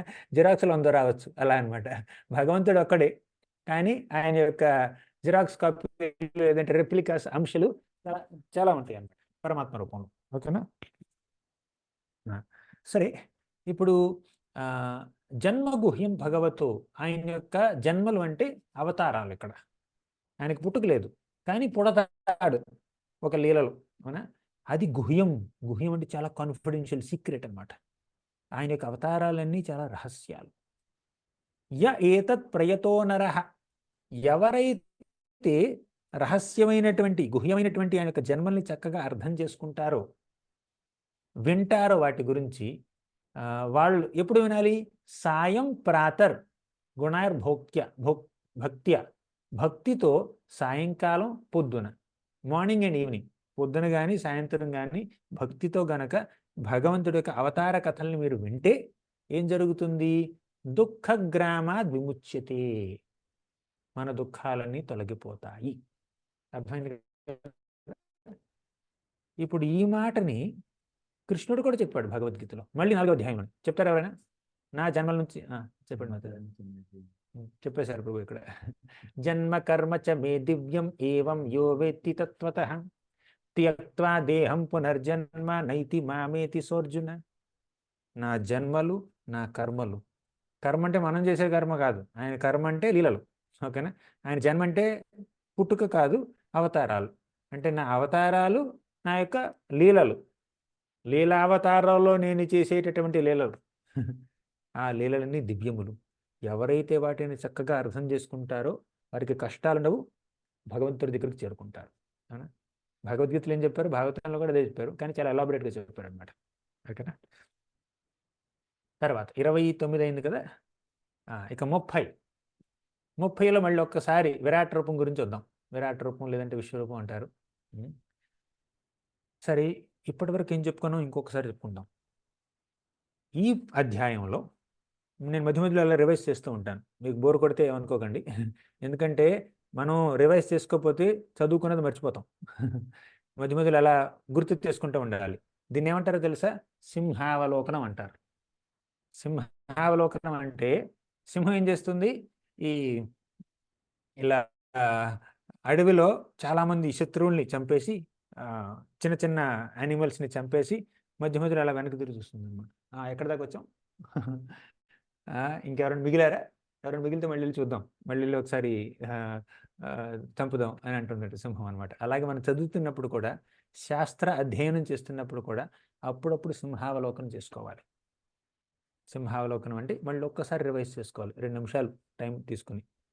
మీరు ఒక పుస్తకం చదువుతున్నప్పుడు ఎప్పుడైనా అనిపించిందా మీకు, ఒక్కసారైనా మీరు 10 పేజీలు చదివేశారు, ఓకేనా? 10 పేజీలు చదివేశారు, మళ్ళీ ఆ 10 పేజీలు తిరిగేస్తున్నారు. తిరిగేస్తే అరే ఈ పాయింట్ మిస్ అయ్యని అనిపించిందా మీకు ఎప్పుడైనా? చదివారు ఆల్రెడీ, మొత్తం చదివారు 10 పేజీలు, మళ్ళీ మిస్ అయినట్టు అనిపిస్తుంది. అందుకే మనం సింహావలోకనం చేసుకుంటే ఏవైనా మిస్ అయితే మళ్ళీ మనం చదువుకోవచ్చు దాన్ని, లేదంటే మిస్ అవ్వకపోయినా కూడా రివైజ్ చేసుకోవచ్చు. సింహావలోకనం కాకుండా ఇంకొకటి కూడా ఉంది, ఏమిటో తెలుసు అది? దాన్ని విహంగావలోకనం అంటారు. విహంగ అంటే పక్షి, అవలోకనం అంటే చూడడం. విహంగావలోకనం అంటే పక్షి ఎలా చూస్తుందో అలా చూడడం. పక్షి చూడడం అంటే ఏమిటి? పక్షి పైన ఎగురుతూ ఉంటుంది కదా, పైన ఎగురుతూ ఉంటే ఆ లొకాలిటీ, ఆ గ్రామం మొత్తం, సిటీ మొత్తం దానికి కనపడుతుంది. పక్షి ఏదైనా ఒక డాబా మీద, చెట్టు మీద వాలింది అనుకోండి, ఆ కాస్త మాత్రమే కనిపిస్తుంది దానికి. పక్షి భూమి మీద వాలింది అనుకోండి, ఆ కాస్త ప్రదేశం మాత్రమే కనిపిస్తుంది. కానీ పక్షి అలా గాల్లో ఎగురుతుంది అనుకోండి, అక్కడ నుంచి చూస్తే ఆ ప్రదేశం మొత్తం కనిపిస్తుంది అన్నమాట. లొకాలిటీ మొత్తం, అక్కడ ఉన్నటువంటి రోడ్లు కానీ, వైర్లు కానీ, ట్రాఫిక్ జాములు కానీ, కార్లు, బళ్ళు, మనుషులు అందరూ కనిపిస్తారు. దాన్ని ఓవర్వ్యూ అంటారు. ఆ ఓవర్వ్యూ కూడా మనం చేస్తుంటాం ఇలా చదువుతున్నప్పుడు. అంటే చాప్టర్ మొత్తం అయిపోయింది కదా, చాప్టర్ మొత్తం మళ్ళీ ఒకసారి చూసాం అనమాట. నేను స్టార్ట్ చేసినప్పుడు, పుస్తకం స్టార్ట్ చేసినప్పుడు, ఈరోజు క్లాస్ స్టార్ట్ చేసినప్పుడు ఫస్ట్ చాప్టర్లో ఏం చెప్పుకున్నాం మొత్తం ఒక 3 నిమిషాల్లో చెప్పేశాను కదా. ఫస్ట్ చాప్టర్ మనం 2 వారాలు చెప్పుకున్నాం. ఆ 2 వారాలు చెప్పుకున్నది 3 నిమిషాల్లో మళ్ళీ ఒకసారి చెప్పుకున్నాం. 6 ప్రశ్నలు. ఎందుకంటే దాన్ని విహంగావలోకనం చేసుకుంటున్నాం మనం. ఇప్పుడు సింహావలోకనం చేసుకుంటాం. సరే, ఇప్పుడు ఈ చాప్టర్లో ఏం చెప్పుకున్నామంటే, ఇప్పటి వరకు మొదటి 5 శ్లోకాల్లో మనం పురుషావతారాల గురించి, ముఖ్యంగా కారణోదక సాయి విష్ణువు, గర్భోదక సాయి విష్ణువు గురించి ఇంకొకసారి అనుకున్నాం. తర్వాత శ్లోకాల్లో విశ్వరూపం గురించి ఒక చిన్న మాట అనుకున్నాం. ఏమిటి విశ్వరూపం గురించి? ఈ విశ్వంలో ఉన్నటువంటి విషయాలన్నింటినీ భగవంతుడి యొక్క రూపంగా ఊహించుకోవడమే విశ్వరూపం, విరాట్ రూపం. సహస్రశీర్ష పురుష సహస్రాక్ష సహస్రపాత్ అంటే ఆ భగవంతుడికి ఎన్నో పాదాలు, ఎన్నో తలలు, ఎన్నో చేతులు, ఎన్నో కళ్ళు, అంటే ఈ విశ్వంలో ఉన్నటువంటి విషయాలన్నింటినీ ఆయన యొక్క శరీర భాగాలుగా మనం ఊహించుకుంటున్నాం. దాన్ని మన ఆ విశ్వరూపాన్ని కృష్ణుడు కూడా అర్జునుడికి చూపించాడు భగవద్గీతలో. ఓకేనా? తర్వాత 5వ శ్లోకంలో ఏం చెప్పుకున్నాం మనం? భగవంతుడు మన మన విష్ణువు నుంచి ఎన్నెన్నో అవతారాలు ఉద్భవిస్తాయని చెప్పుకున్నాం. 6వ శ్లోకం నుంచి 26వ శ్లోకం 27వ శ్లోకం వరకు 22 లీలావతారాల గురించి అతి క్లుప్తంగా చెప్పుకున్నాం. అతి క్లుప్తంగా అంటే కుమారులు, నారదముని, ఋషభదేవుడు, కపిలదేవుడు, ఇలా రాముడు, కృష్ణుడు, బలరాముడు, వాళ్ళందరి గురించి చెప్పుకున్నాం. ఆ తర్వాత 27, 26, 27, 28, ఆ 3 శ్లోకాలు, 29, ఆ 4 శ్లోకాలు ఏం చెప్పుకున్నాం? ఇంతమంది అవతారాలు లిస్ట్ ఇచ్చినా కూడా, ఆ లిస్టులో కృష్ణుడి పేరు చెప్పినా కూడా కృష్ణుడు అవతారం కాదు, అవతారాలన్నింటికి మూలం కృష్ణస్తు భగవాన్ స్వయం అన్న విషయాన్ని చెప్పుకున్నాం. ఆయనకి ఎన్నెన్నో అవతారాలు ఉంటాయి, అయినా కూడా ఆయన అన్నిటికీ మూలం అన్న విషయాన్ని మనం చెప్పుకున్నాం. అక్కడితో ముగించాం. ఇప్పుడు చాలామంది కనిపిస్తూ ఉంటుంది, అలా ఎన్నెన్నో అవతారాలు ఉన్నాయి, ఇక విశ్వరూపం సంగతి ఏమిటి? చాలామంది, ముఖ్యంగా సౌత్ ఇండియాలో కూడా చాలామంది భగవంతుడి యొక్క విశ్వరూపాన్ని అన్ని రూపాల కన్నా శ్రేష్టమైనటువంటి రూపంగా వాళ్ళు భావిస్తుంటారు. చాలామంది అలా భావిస్తూ ఉంటారు. కొన్నిసార్లు విశ్వరూపాన్ని ఎలా చూపిస్తారంటే, ఆ రాముడు, కృష్ణుడు, నరసింహుడు, వరాహుడు, వీళ్ళందరూ అవతారాలు ఉన్నాయి చూడండి, ఈ అన్ని అవతారాలని ఆ విశ్వరూపంలో చూపించేస్తారనమాట. అది కాదు విశ్వరూపం. అదేంటంటే ఆ విశ్వరూపాన్ని భగవంతుడు భగవద్గీతలోనూ చూపించలేదు, భాగవతంలోనూ వర్ణించలేదు. ఓకేనా? అంటే విశ్వరూపం అంటే అన్ని లీలావతారాల యొక్క కాంబినేషన్ కాదు విశ్వరూపం. కొన్నిసార్లు బొమ్మలు కూడా అలా వేస్తూ ఉంటారు. అది ఎక్కడి నుంచి వచ్చిందో అది సంప్రదాయం నాకు తెలీదు, కానీ భాగవతం చెప్పట్లేదు, భగవద్గీత కూడా చెప్పట్లేదు అన్నమాట. భగవద్గీతలో శ్రీకృష్ణుడు చూపించినటువంటి విశ్వరూపం ఏమిటి? ఈ విశ్వంలో ఉన్నటువంటి వస్తువులన్నింటినీ తన రూపంలో భాగాలుగా ఒకే దగ్గర డిస్ప్లే చేశాడనమాట. దాన్ని 3D డిస్ప్లే అంటారు, 10D డిస్ప్లే అంటారు, 1000D డిస్ప్లే అంటారు, మీ ఇష్టం. ఓకేనా? అంటే అన్ని డైమెన్షన్లోనూ ఉన్నాడనమాట. మన అర్జునుడు కుడి పక్క చూసినా, ఎడం పక్క చూసినా, పైన చూసినా, కింద చూసినా, తూర్పుకు చూసినా, పడమర చూసినా, ఎటు చూసినా కూడా అక్కడే ఆయనే కనిపిస్తున్నాడు అనమాట. ఆయన తలలు అనేక బాహూదర వక్త్ర నేత్రం పశ్యామి త్వాం సర్వతోనంత రూపం నాంతం న మధ్యం న పునస్తవాదిం పశ్యామి విశ్వేశ్వర విశ్వరూప అంటాడు. అంటే ఎక్కడ చూసినా నువ్వే కనిపిస్తున్నావు. అనేక బాహు ఉదర విశ్వనేత్రం అంటే అది విశ్వరూపం. అంటే విశ్వంలో ఉన్నటువంటి విషయాలన్నింటినీ ఒకే దగ్గర చూపించడం అనమాట అర్జునుడికి. అది క్షణకాలం పాటు, ఎక్కువసేపు కాదు. అది చూసి కూడా భయం వేసింది మన ఈయనకి, అర్జునుడికి. ఏమన్నాడంటే, అయ్యా నా వద్దు, దర్శనం క్లోజ్ చేసి, ఇప్పుడు కరెక్ట్ క్లోజ్ చేశాను, నాకు నీ విశ్వరూపం అక్కర్లేదు, నాకు కావాల్సింది విష్ణు రూపం, కృష్ణ రూపం. ఆ తర్వాత కృష్ణుడు విశ్వరూపం దర్శనం బంద్ చేసి విశ్వరూపం మొదలుపెట్టాడు. విశ్వరూపాన్ని క్లోజ్ చేసి విష్ణు రూపాన్ని చూపించాడు, తర్వాత కృష్ణ రూపాన్ని చూపించాడు. ఒకసారి మన ఆన్లైన్ క్లాసులో ఒక చిన్న పిల్ల భగవద్గీత 11వ అధ్యాయం ఓపెన్ చేసి అక్కడ ఆ విశ్వరూపం బొమ్మ ఉందన్నమాట. చూపించి ఎవరు అని అడిగింది. కృష్ణుడు అన్నాను. కృష్ణుడా రాక్షసుడా అంది. రాక్షసుడు. ఆ మాట, ఆ డౌట్ ఎందుకు వచ్చిందమ్మా నీకంటే, అక్కడ ఎందుకు నోట్లో నుంచి మంటలు వస్తున్నాయి, చాలామంది రాక్షసులు లోపలికి వెళ్తున్నారు, ఏమిటది, ఎలా ఉంటాడు ఆ కృష్ణుడు, ఈసి కృష్ణ డీమన్ అందనమాట. వాళ్ళు కృష్ణుడు అంటే వెనం దొంగలించాలి, ఆడుకోవాలన్నమాట. అది కాలరూపం. ఇప్పుడు కృష్ణుడు భగవద్గీతలో 11వ అధ్యాయంలో 2 రూపాలు చూపించాడు. ఒకటి విశ్వరూపం, 2 కాలరూపం. విశ్వరూపం అంటే విశ్వంలో ఉన్నటువంటి విషయాలన్నింటినీ ఒకే దగ్గర ప్రదర్శించడం. కాలరూపం అంటే భూత భవిష్యత్ వర్తమాన కాలాల్లో జరిగే సంఘటనలన్నింటినీ కళ్ళకు కట్టినట్టుగా చూపించడం. ఇప్పుడు ఈ కురుక్షేత్ర సంగ్రామంలో భవిష్యత్తులో ఏం జరగబోతుంది? భీష్ముడు, ద్రోణుడు, కర్ణుడు వీళ్ళందరూ చచ్చిపోబోతున్నారు. కృష్ణుడు వాళ్ళందరినీ ఆల్రెడీ చంపేశాడు. ఇంకైనా ఎప్పుడైతే ద్రౌపదికి అవమానం జరిపారో కృష్ణుడు వాళ్ళ ముందు అప్పుడే చంపేశాడంటే లిటరల్గా కాదు, వారి యొక్క మరణాన్ని నిశ్చయం చేశాడు. భగవంతుడు డిసైడ్ చేస్తే జరిగి తీరుతుంది. కానీ భగవంతుడు స్వయంగా చంపాలనుకోవట్లేదు, అర్జునుడి ద్వారా చంపాలనుకుంటున్నాడు. అందుకేమన్నాడు, ఒక మాటలో ఏమన్నాడు, కాలోస్మి లోకక్షయత్కృత్ ప్రవృద్ధో, నేను కాలరూపాన్ని లోకక్షయం జరపడమే నా ధ్యేయం. కాబట్టి వీళ్ళందరూ నేను చంపేశాను, నువ్వేం చేయాలి, నిమిత్త మాత్రం భవసవ్యసాచిన్, నేను నిర్ణయించినటువంటి వారి మరణాన్ని నువ్వు అమలుపరచు. నీ అస్త్రాల ద్వారా, నీ శస్త్రాల ద్వారా, నీ యొక్క బాణాల ద్వారా వాళ్ళని చంపదలుచుకున్నాను. నువ్వు బాణాలు వేయనంటున్నావు. ఇప్పుడు నువ్వు వేయకపోతే వాళ్ళు ఏమి ఊరుకోరు. నేను డిసైడ్ చేశాను కాబట్టి ఇంకెవరో చేస్తారు ఆ పని. ఇంప్లిమెంటేషన్ ఇంకెవరైనా చేస్తారు. నేను డెసిషన్ తీసుకుంటే జరగాల్సింది. ఓకేనా? నువ్వు ఇంప్లిమెంట్ చేస్తావో చేయవా నీ ఇష్టం అది. ఓకే, యథేచ్ఛసే తథాకురు. అప్పుడు అర్జునుడు ఏమన్నాడు, కరిష్యే వచనం తవ అన్నాడు. కరిష్యే వచనం తవ, నువ్వేం చెప్తే చేస్తాను, చంపంటావా చంపేస్తాను. చంపేశాడు అందరినీ. అవునా? అది అది కాలరూపం. సరే, అలా భగవంతుడి యొక్క కాలరూపాన్ని చూపించాడు అక్కడ, విశ్వరూపాన్ని కూడా ప్రదర్శించాడు. ఇప్పుడు భాగవతంలో ఇంకొక విశ్వరూపం ఉంది, విరాట్ రూపం అని కూడా అంటారు దీన్ని. ఇక్కడ దీని గురించి ఏం మాట్లాడాడంటే, ఇంతకుముందు ఆల్రెడీ చెప్పుకున్నాను నేను, కొంతమంది వ్యక్తులకి కంటితో చూస్తే కానీ వారు నమ్మరు. దేవుడు ఉన్నాడా అంటే, ఉన్నాడు, చూపించు, నువ్వే చూడలేదు నాకేం చూపిస్తావు, నేను నమ్మను అంటారు కొంతమంది. కంటికి కనిపిస్తేనే దేవుడు, నా ఇంద్రియాలతో ఆయన నేను చేరుకోగలిగితేనే దేవుడు అని కొంతమంది అంటూ ఉంటారు. అటువంటి వారికి దేవుడి యొక్క అస్తిత్వాన్ని, దేవుడి యొక్క ఉనికిని తెలియపరచడం కోసం, వారిని కన్విన్స్ చేయడం కోసం విశ్వరూపము అనేటటువంటి, విరాట్ రూపం అనేటటువంటి వర్ణనని భాగవతంలో పెట్టారన్నమాట.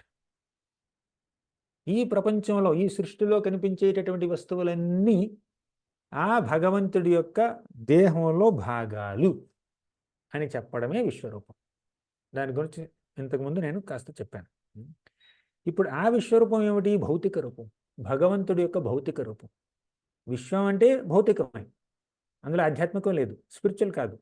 ఈ ప్రపంచంలో మీరు ఏం చూసినా, చెట్టు చూసినా, చేమ చూసినా, దిండి చూసినా, సోఫా చూసినా, కుర్చీ చూసినా, ల్యాప్టాప్ చూసినా, అది ఏదో ఒక రోజు అది అంతం అయిపోవలసింది.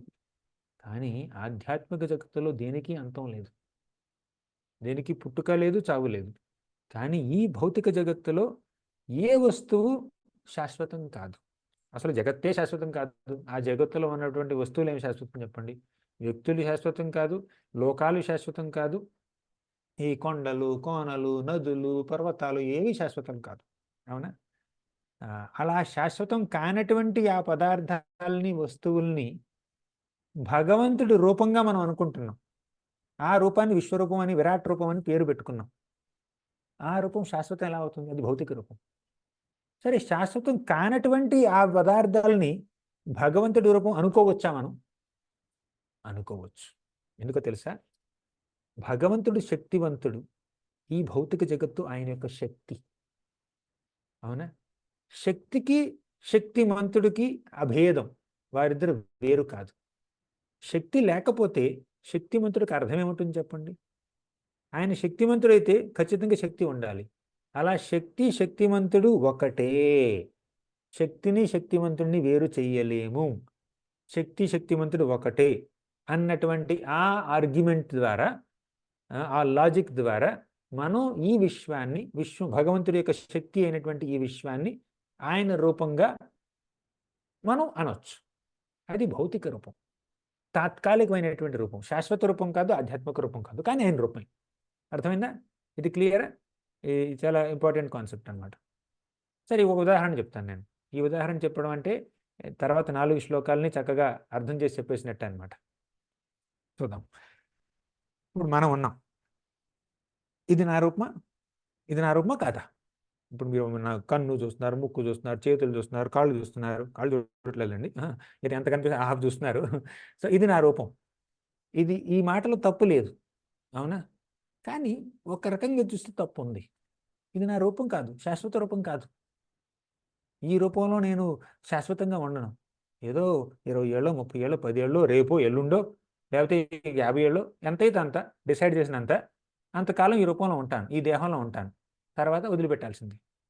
కానీ ఈ దేహంలో ఉన్నంత వరకు ఇది నా రూపం అంటే నమ్మాల్సింది, అందులో తప్పులేదు. ఇప్పుడు వీసాకి అప్లై చేసినా, ఇంకేదైనా అప్లికేషన్ పెట్టినా కూడా అందులో ఆ మనిషి యొక్క రీసెంట్ ఫోటోగ్రాఫ్ మీరు క్లిక్ చేసి పెట్టండి అంటారు. ఎందుకంటే ఆ మనిషి రూపం అదే అని వాళ్ళు తెలుసుకోవాలి. తర్వాత ఫింగర్ ప్రింట్లు తీసుకుంటారు, తర్వాత ఐరిస్ దీని కళ్ళల్లో ఉన్నటువంటి అదేదో ఉంటుంది కదా, అది దాన్ని తీసుకుంటారు. అంటే ఈ రూపం ఒక వ్యక్తిది అన్న గుర్తింపు మనకు ఉంటుందన్నమాట. కానీ ఈ రూపం శాశ్వతం కాదు. ఇది నా భౌతిక రూపం. నాకు ఒక ఆధ్యాత్మిక స్వరూపం ఉంది. ఆధ్యాత్మిక స్వరూపంలో నేను భగవంతుడి యొక్క కింకరుణ్ణి. ఈ భౌతిక స్వరూపంలో నేను ఒక బ్రహ్మచారినో, లేకపోతే టీచర్నో, లేకపోతే కార్పెంటర్నో, లేకపోతే ఎంప్లాయర్నో, బిజినెస్ మ్యాన్, ఏదో ఒక ఉపాధి ఉంది నాకు. అది భౌతిక రూపం, భౌతిక కార్యం. అని ఆధ్యాత్మిక రూపం భగవంతుడి యొక్క సేవకుడు, తర్వాత ఆధ్యాత్మిక కార్యం భగవంతుడి యొక్క సేవ. అదేవిధంగా ఎలా అయితే మనకు ఒక భౌతిక రూపం, ఒక ఆధ్యాత్మిక రూపం ఉన్నాయో, ఒక మెటీరియల్ ఐడెంటిటీ, ఒక స్పిరిచువల్ ఐడెంటిటీ మనకు ఉన్నాయో, అదేవిధంగా భగవంతుడికి కూడా ఒక భౌతిక రూపం, ఒక ఆధ్యాత్మిక రూపం ఉన్నాయి. ఒక కాదు, లక్షల కొలది ఆధ్యాత్మిక రూపాలు ఉన్నాయి. ఏమిటవి? లీలావతారాలు ఇప్పుడు చెప్పుకున్నాం కదా.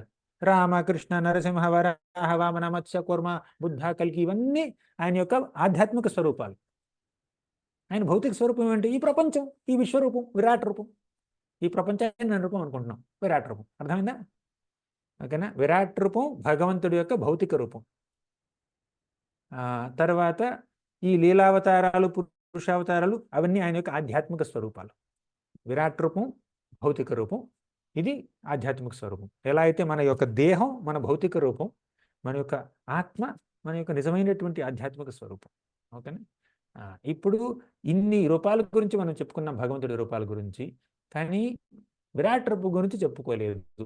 దాని గురించి చెప్పుకుందాం అని సూత గోస్వామి అంటున్నాడు మనతో. ఏతద్రూపం భగవతో హ్యరూపస్య చిదాత్మనః మాయా గుణైర్విరచితం మహదాదిభిరాత్మని. ఏతద్రూపం భగవతో, విరాట్ రూపము అనేటటువంటి ఈ రూపం మాయాగుణైర్ విరచితం. విరచితం అంటే సృష్టింపబడినది, చేయబడినది, ఫామ్ అయిందనమాట. భగవంతుడికి విరాట్ రూపం ఎలా తయారు చేయడం అంటే ఎలా వ్యక్తీకరం అయింది? మాయాగుణాల వల్ల. అంటే భగవంతుడి యొక్క మాయ ఉంచండి, బహిరంగ శక్తి. ఆ బహిరంగ శక్తి యొక్క ఈ రూపమే ఈ విశ్వరూపం, విరాట్ రూపం. కాబట్టి అది శాశ్వతం కాదు. ఆ విషయాన్ని ఇక్కడ చెప్పారు మనకి. భగవంతుడి యొక్క భౌతిక రూపమే విరాట్ రూపము. మూర్ఖులు ఆత్మపై భౌతిక దేహ భావనలు ఆరోపిస్తారు. యథా నభసి మేఘౌగో వేణుర్. అన్ని శ్లోకాలు చదవలేము ఇప్పుడు ప్రస్తుతం. కొంతమంది మూర్ఖులు ఏమనుకుంటారు, మూర్ఖులన్నా లేదంటే అవివేకులు ఏమనుకుంటారంటే ఈ భౌతిక దేహమే ఒక వ్యక్తి యొక్క శాశ్వత రూపం అని వాళ్ళు అనుకుంటారు. వేరే వాళ్ళు అనుకోవడం కాదు, ఈ భౌతిక రూపం, భౌతిక దేహంలో ఉన్నటువంటి వ్యక్తి కూడా అలాగే అనుకుంటాడు. నేను అందంగా కనిపిస్తున్నాను లేదా, పౌడర్ వేసుకోవాలి, అందరికీ అందంగా కనిపించాలి, నీట్గా ఉండాలి, అందరూ తప్పలేదు. ఓకేనా? కాకపోతే కొంచెం అలా ఒక చిన్న తెల్లంట్రుకు కనపడగానే వాళ్ళకి ఏదో అనిపించేస్తుంది, అరే ఏమవుతుంది రంగేసుకోవాలి. ఓకేనా? ఎందుకంటే వారి యొక్క ఈ భౌతిక రూపంతో వాళ్ళు పూర్తిగా ఐడెంటిఫై చేసుకున్నారు కాబట్టి ఈ భౌతిక రూపం సరిగ్గా ఉండకపోతే వాళ్ళకి ఏదో ఇంకోలా ఉంటుందన్నమాట. ఓకే, ఇది వాళ్ళ ఐడెంటిటీ. ఇది ఐడెంటిటీ అయిపోయింది. అసలు మన ఐడెంటిటీ ఏమిటి? కృష్ణేర నిత్యదాస్, భగవంతుడి యొక్క దాసుడిగా ఉండడమే మన శాశ్వతమైనటువంటి ఉనికి. కానీ ఈ శరీరాన్ని మన ఉనికిగా మనం అనుకున్నాం, దీన్నే మన ఐడెంటిటీగా అనుకుంటున్నాం మనం. అది మూర్ఖత్వం, అది అమాయకత్వం అని ఇక్కడ చెప్తున్నారు. ఈ 31వ శ్లోకంలో చెప్తున్నారు అనమాట. అనవసరంగా భౌతిక దేహ భావనల్ని ఆత్మపైన ఆరోపిస్తారు. ఆత్మకు ఒక ఆధ్యాత్మిక రూపం ఉంది, దానికి చావు పుట్టుకలు లేవు, ఎంతో అందంగా ఉంటుంది. భౌతిక దేహం అప్పుడప్పుడు అందంగా ఉండొచ్చు, అందంగా ఉండకపోవచ్చు. కొన్నిసార్లు నల్లగా ఉంటుంది, కొన్నిసార్లు తెల్లగా ఉంటుంది, కొన్నిసార్లు పొట్టిగా ఉంటుంది, కొన్నిసార్లు పొడుగ్గా ఉంటుంది, కొన్నిసార్లు సన్నగా ఉంటుంది, కొన్నిసార్లు లావుగా ఉంటుంది. ఈ భౌతిక రూపానికి ఏవేవో అవలక్షణాలు ఉంటాయి. కానీ ఆధ్యాత్మిక స్వరూపానికి ఎటువంటి అవలక్షణం లేదు, ఎటువంటి దోషాలు లేవు దానికి. ఆ ఆధ్యాత్మిక స్వరూపంతో మనల్ని మన ఉనికిగా మనం అనుకోవాలి ఆధ్యాత్మిక స్వరూపాన్ని.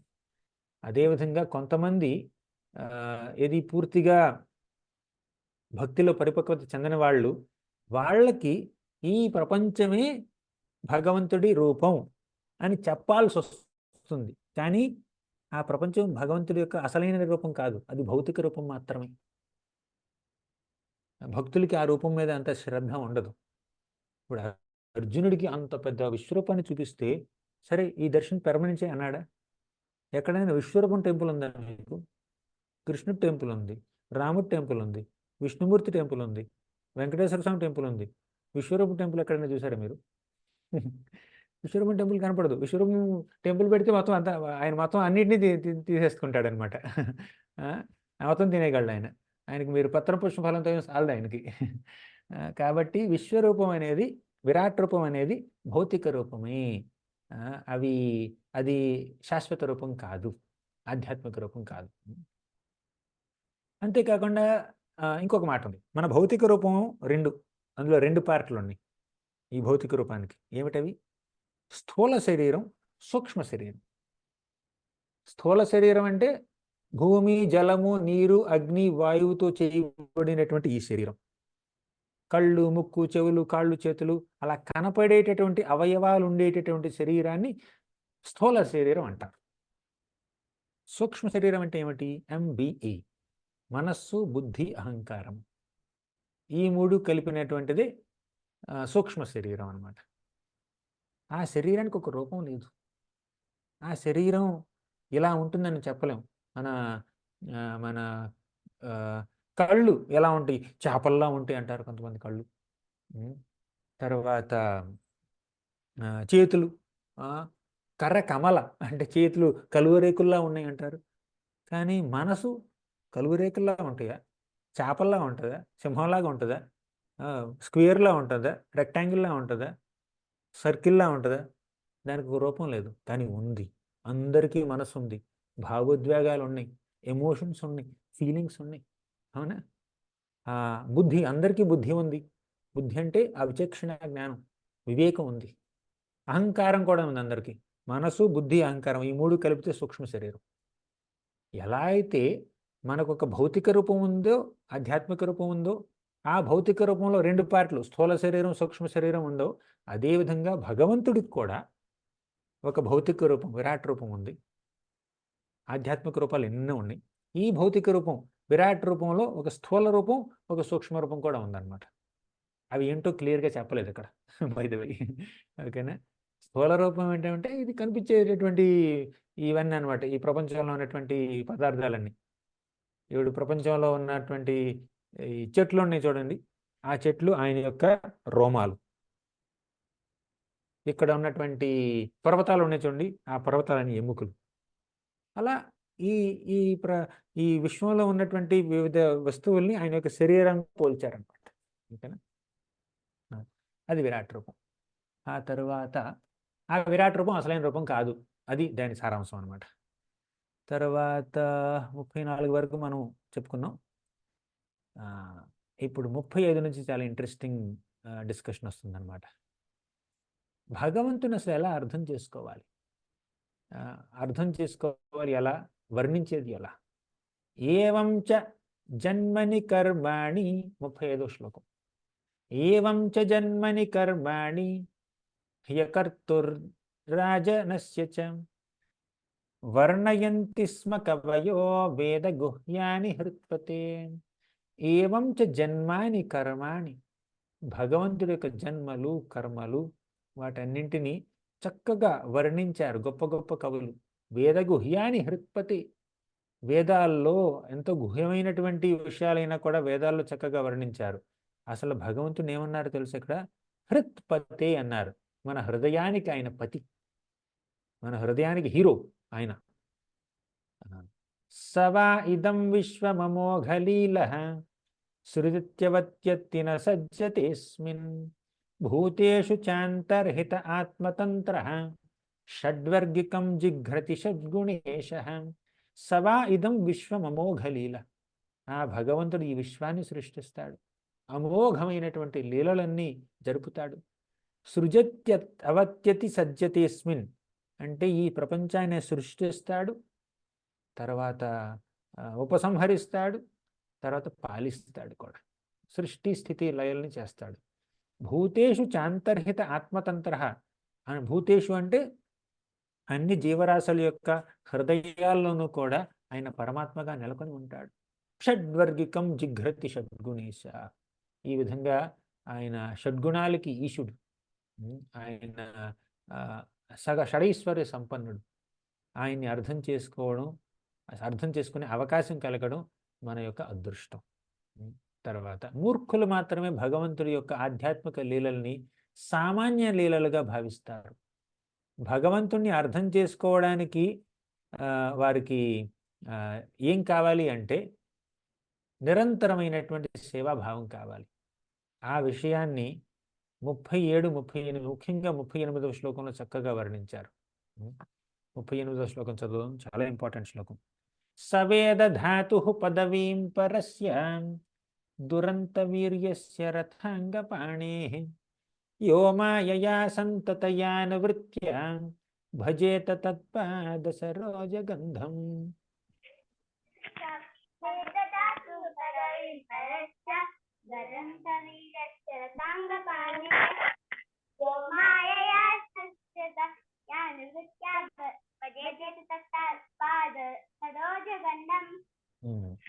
సవేద.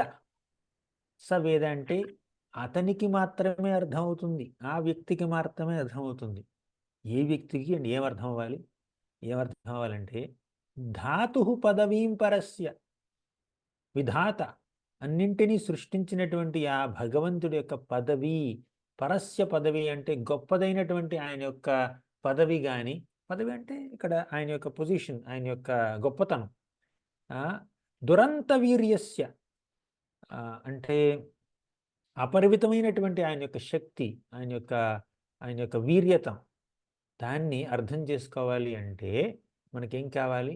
ఆయన ఇంకొక మాట అన్నారు ఇక్కడ, రథాంగపాణి అన్నారు. రథము అంటే మీకు తెలుసు, చారియట్. రథాంగము అంటే రథంలో ఉన్నటువంటి ఏ భాగానైనా రథాంగం అనొచ్చు. ఇక్కడ రథాంగం అంటే ఏమిటి? రథచక్రము. రథాంగపాణి అంటే రథచక్రాన్ని తన చేతిలో ధరించినటువంటి ఆ శ్రీకృష్ణ భగవానుడి యొక్క గొప్పతనాన్ని మనం అర్థం చేసుకోవాలంటే ఏం కావాలో తెలుసా మనకి? యో మాయయా సంతతయానువృత్య భజేత తత్పాద సరోజగంధం. యో అమాయయ. అమాయయ అంటే ఎటువంటి రిజర్వేషన్స్ లేకుండా, ఇది నేను చేస్తాను, అది నేను చెయ్యను, అటువంటి పేచీలు లేకుండా, ఎటువంటి పేచీలు లేకుండా యో అమాయయ. సంతతయ అంటే ఇప్పుడు నేను సేవ చేస్తాను, తర్వాత నేను చేయను. ఇవాళ నేను చేస్తాను, రేపు నుంచి బ్రేక్, నాకు వారం రోజులు బ్రేక్. అలా కాకుండా సంతతయ ప్రతినిత్యము సేవ చేయడం అనమాట.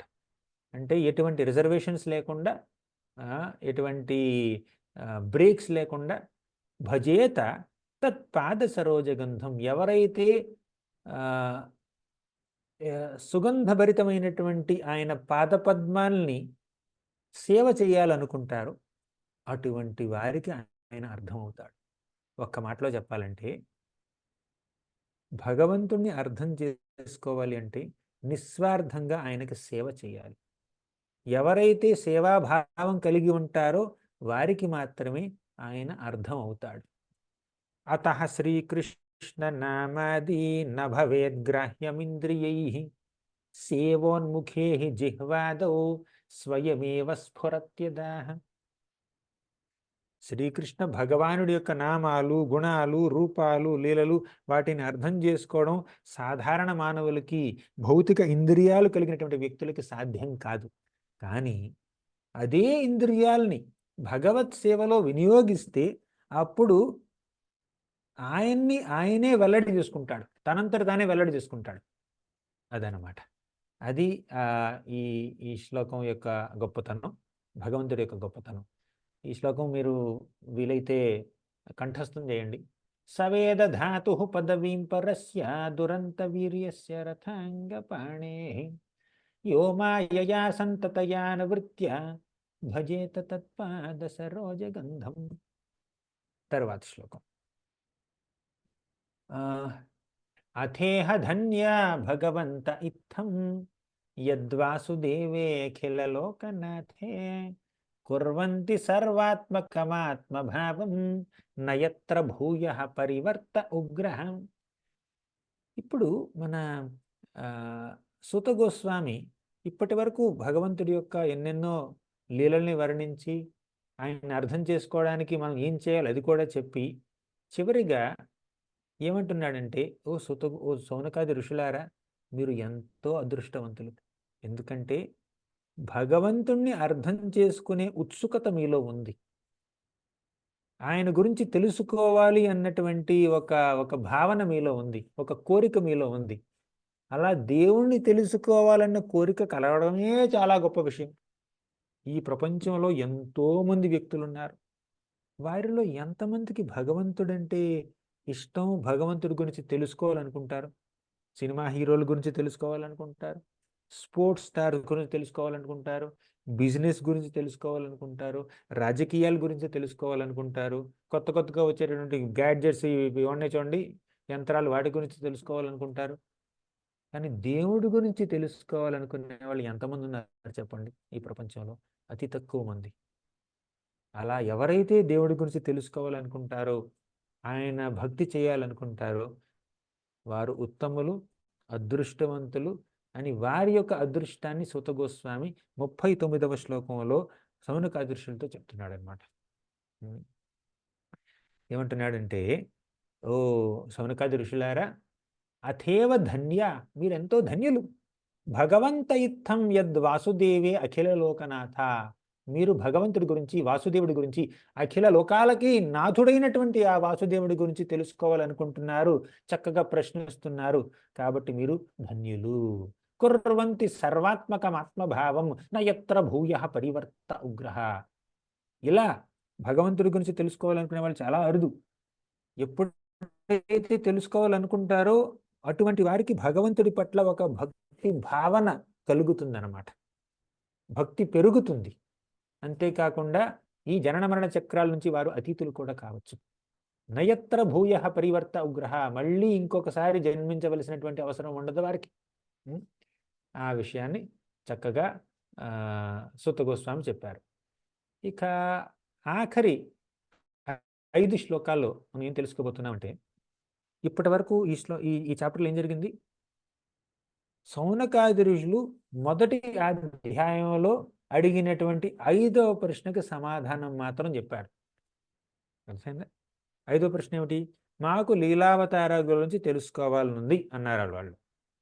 లీలావతారాలు గురించి చెప్పాడు ఆయన. లీలావతారాలన్నీ ఈ విష్ణువు ద్వారా ఈ ప్రపంచంలోకి ప్రవేశిస్తాయి.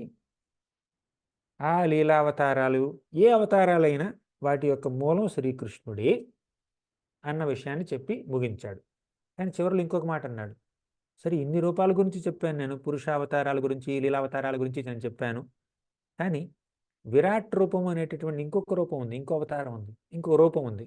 అవతారం అనకూడదు దాన్ని. ఆ రూపం అవతారమా? కాదు. ఆ రూపం ఆధ్యాత్మికమా? కాదు. ఆ రూపం శాశ్వతమా? కాదు.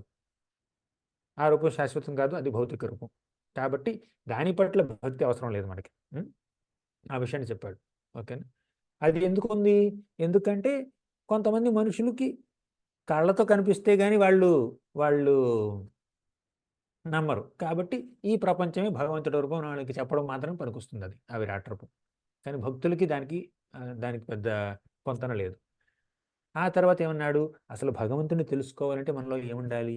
సవేద ధాతు పదవీం పరస్య దురంత వీరేశ్వర రథాంగపాణి, ఆయన పట్ల భక్తి భావన ఉండాలి.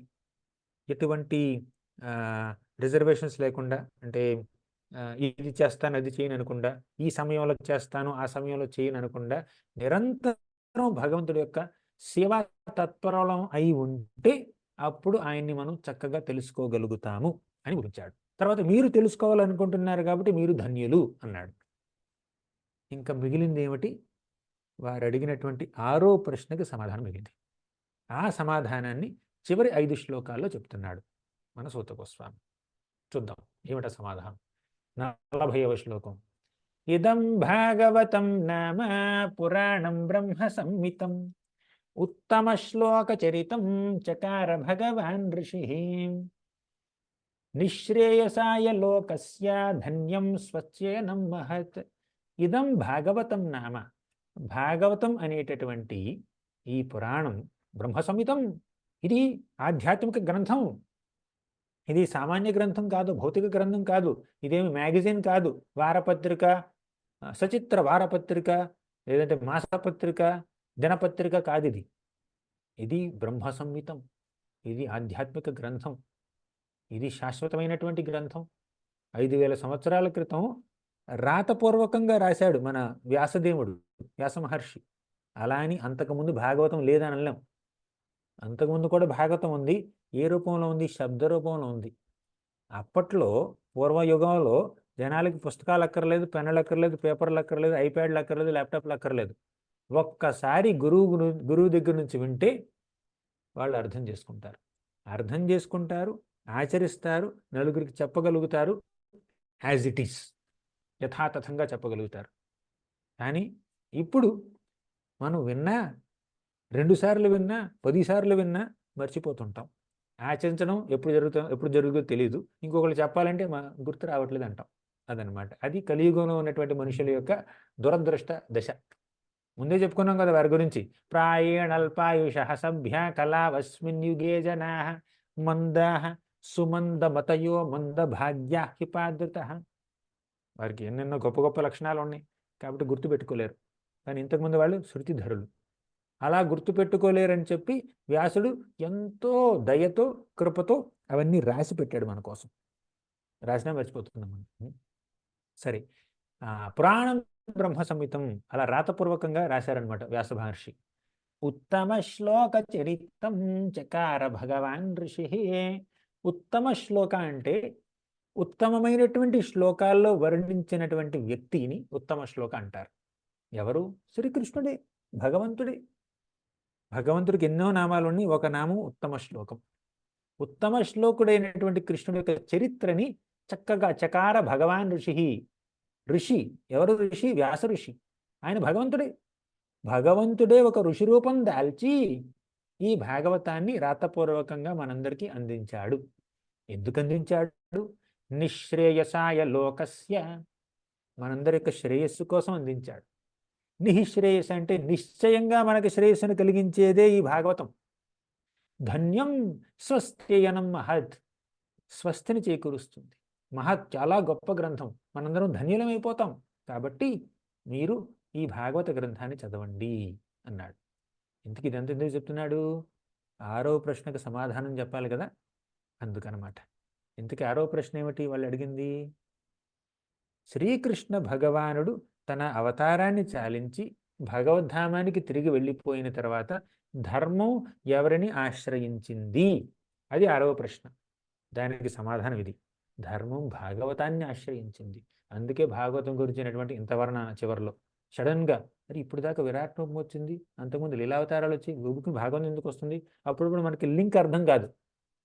ఈ శ్లోకం తర్వాత ఈ శ్లోకం ఎందుకు వచ్చింది, ఈ సెక్షన్ తర్వాత ఈ సెక్షన్ ఎందుకు వచ్చింది, ఆ రెండింటి మధ్యలో లింక్ ఏంటి అర్థం కాదు. లేదంటే ఈ చాప్టర్ తర్వాత ఈ చాప్టర్ ఎందుకు వచ్చింది, ఈ రెండింటి మధ్యలో కనెక్షన్ ఏంటి అర్థం కాదు కొన్నిసార్లు. కానీ మనం కాస్త డీప్గా చదివితే అర్థమైపోతుంది. 41. తదిదం గ్రాహయామాస సుతమాత్మవతం వరం సర్వే వేదేతిహాసానాం సర్వవేదేతిహాసం సారం సారం సముద్రతం. ఇందులో ఏమన్నారంటే తదిదం గ్రహయామాస. ఇది కొంచెం కలిసిపోవడం వల్ల నాకు చదవడం అర్థం అవట్లేదు. ఇందులో ఉందా? ఇంగ్లీష్ అలవాటైంది నాకు చదవడం. తదిదం గ్రాహయామాస సుతం ఆత్మవతాం వరం సర్వవేదేతిహాసానాం సారం సారం సముద్రతం. ఇక్కడ ఒక మాట ఏమన్నారంటే సర్వవేద ఇతిహాసం, అన్ని వేదాలు అన్ని ఇతిహాసాల యొక్క సారం ఎసెన్స్ ఆఫ్ ద ఎసెన్స్, సారానికి సారాన్ని సముద్రతాం అంటే మనం మజ్జిగ చిలికినప్పుడు, పెరుగు చిలికినప్పుడు అందులో నుంచి సారం బయటకు వస్తుంది కదా, ఏమిటది? వెన్న బయటకు వస్తుంది కదా, కృష్ణుడు దొంగిలిస్తాడు దాన్ని, ఓకేనా? అలా శాస్త్రాల్ని, వేదాలని, ఇతిహాసాలని అన్నిటినీ చిలికితే బయటకు వచ్చినటువంటి వెన్నే శ్రీమద్ భాగవతం. అవునా? వెన్న తాగడం వెన్న తినడం అంటే కొంచెం ఎక్కువ ఎక్సైటింగ్ అనమాట. వెన్న ఎక్కువ ఖరీదు ఉంటుంది, మజ్జిగ తక్కువ ఖరీదు ఉంటుంది, అవునా? వెన్న తీశారనుకోండి, ఇప్పుడు వెన్న కిలో ఏదో ఏదో 1/2 లీటర్ వెన్న అన్నారనుకోండి, దాని విలువ ఎక్కువ ఉంటుంది, కానీ మజ్జిగ అంత విలువ ఉండదు, అవునా? అలా అన్ని శాస్త్రాల్ని, వేదాల్ని, ఇతిహాసాల్ని, పురాణాల్ని అలా చిలికితే వచ్చినటువంటి వెన్నే మన ఈ శ్రీమద్ భాగవతం. సర్వవేదేతిహాసానాం సారం సారము సముద్ధర్తాం. తర్వాత సతు సంశ్రావయామాసం మహారాజం పరీక్షితం ప్రాయోపవిష్టం గంగాయాం పరితం పరమర్షిభిః. సతు సంశ్రావయామాస మహారాజం పరీక్షితం. ఇంతకీ ఈ భాగవతాన్ని ఎవరికి చెప్పారు? సుఖ మహర్షి, సుఖదేవ గోస్వామి ఈ పరీక్షిత్ మహారాజుకి చెప్పాడనమాట. అది ఇప్పటి వరకు ఈ భాగవతాన్ని పొగిడిన తర్వాత ఎవరికి చెప్పారన్న మాటని 42వ శ్లోకంలో సూత గోస్వామి చెప్తున్నారనమాట. సుఖదేవ గోస్వామి పరీక్షిత్ మహారాజుకి చెప్తుంటే గంగా నదీ తీరంలో, అప్పుడు నేను కూడా అక్కడే ఉన్నాను, అదే క్లాస్లో నేను కూడా విని వారం రోజులు భాగవతం నేర్చుకున్నాను, నేను అక్కడ నేర్చుకున్నది మీకు చెప్తున్నాను అన్నాడు అనమాట. ఆ తర్వాత అసైన్ శ్లోకం. కృష్ణే స్వధామోపగతే ధర్మజ్ఞానాదిభిః సహ కలౌ నష్టదృశామేష పురాణార్కోధునోధితః. కృష్ణే స్వధామోపగతే. ఇప్పుడు ఇది 6వ ప్రశ్నకు సమాధానం అన్నది ఈ శ్లోకంలో క్లియర్గా తెలిసిపోతుంది అనమాట. ఎందుకు?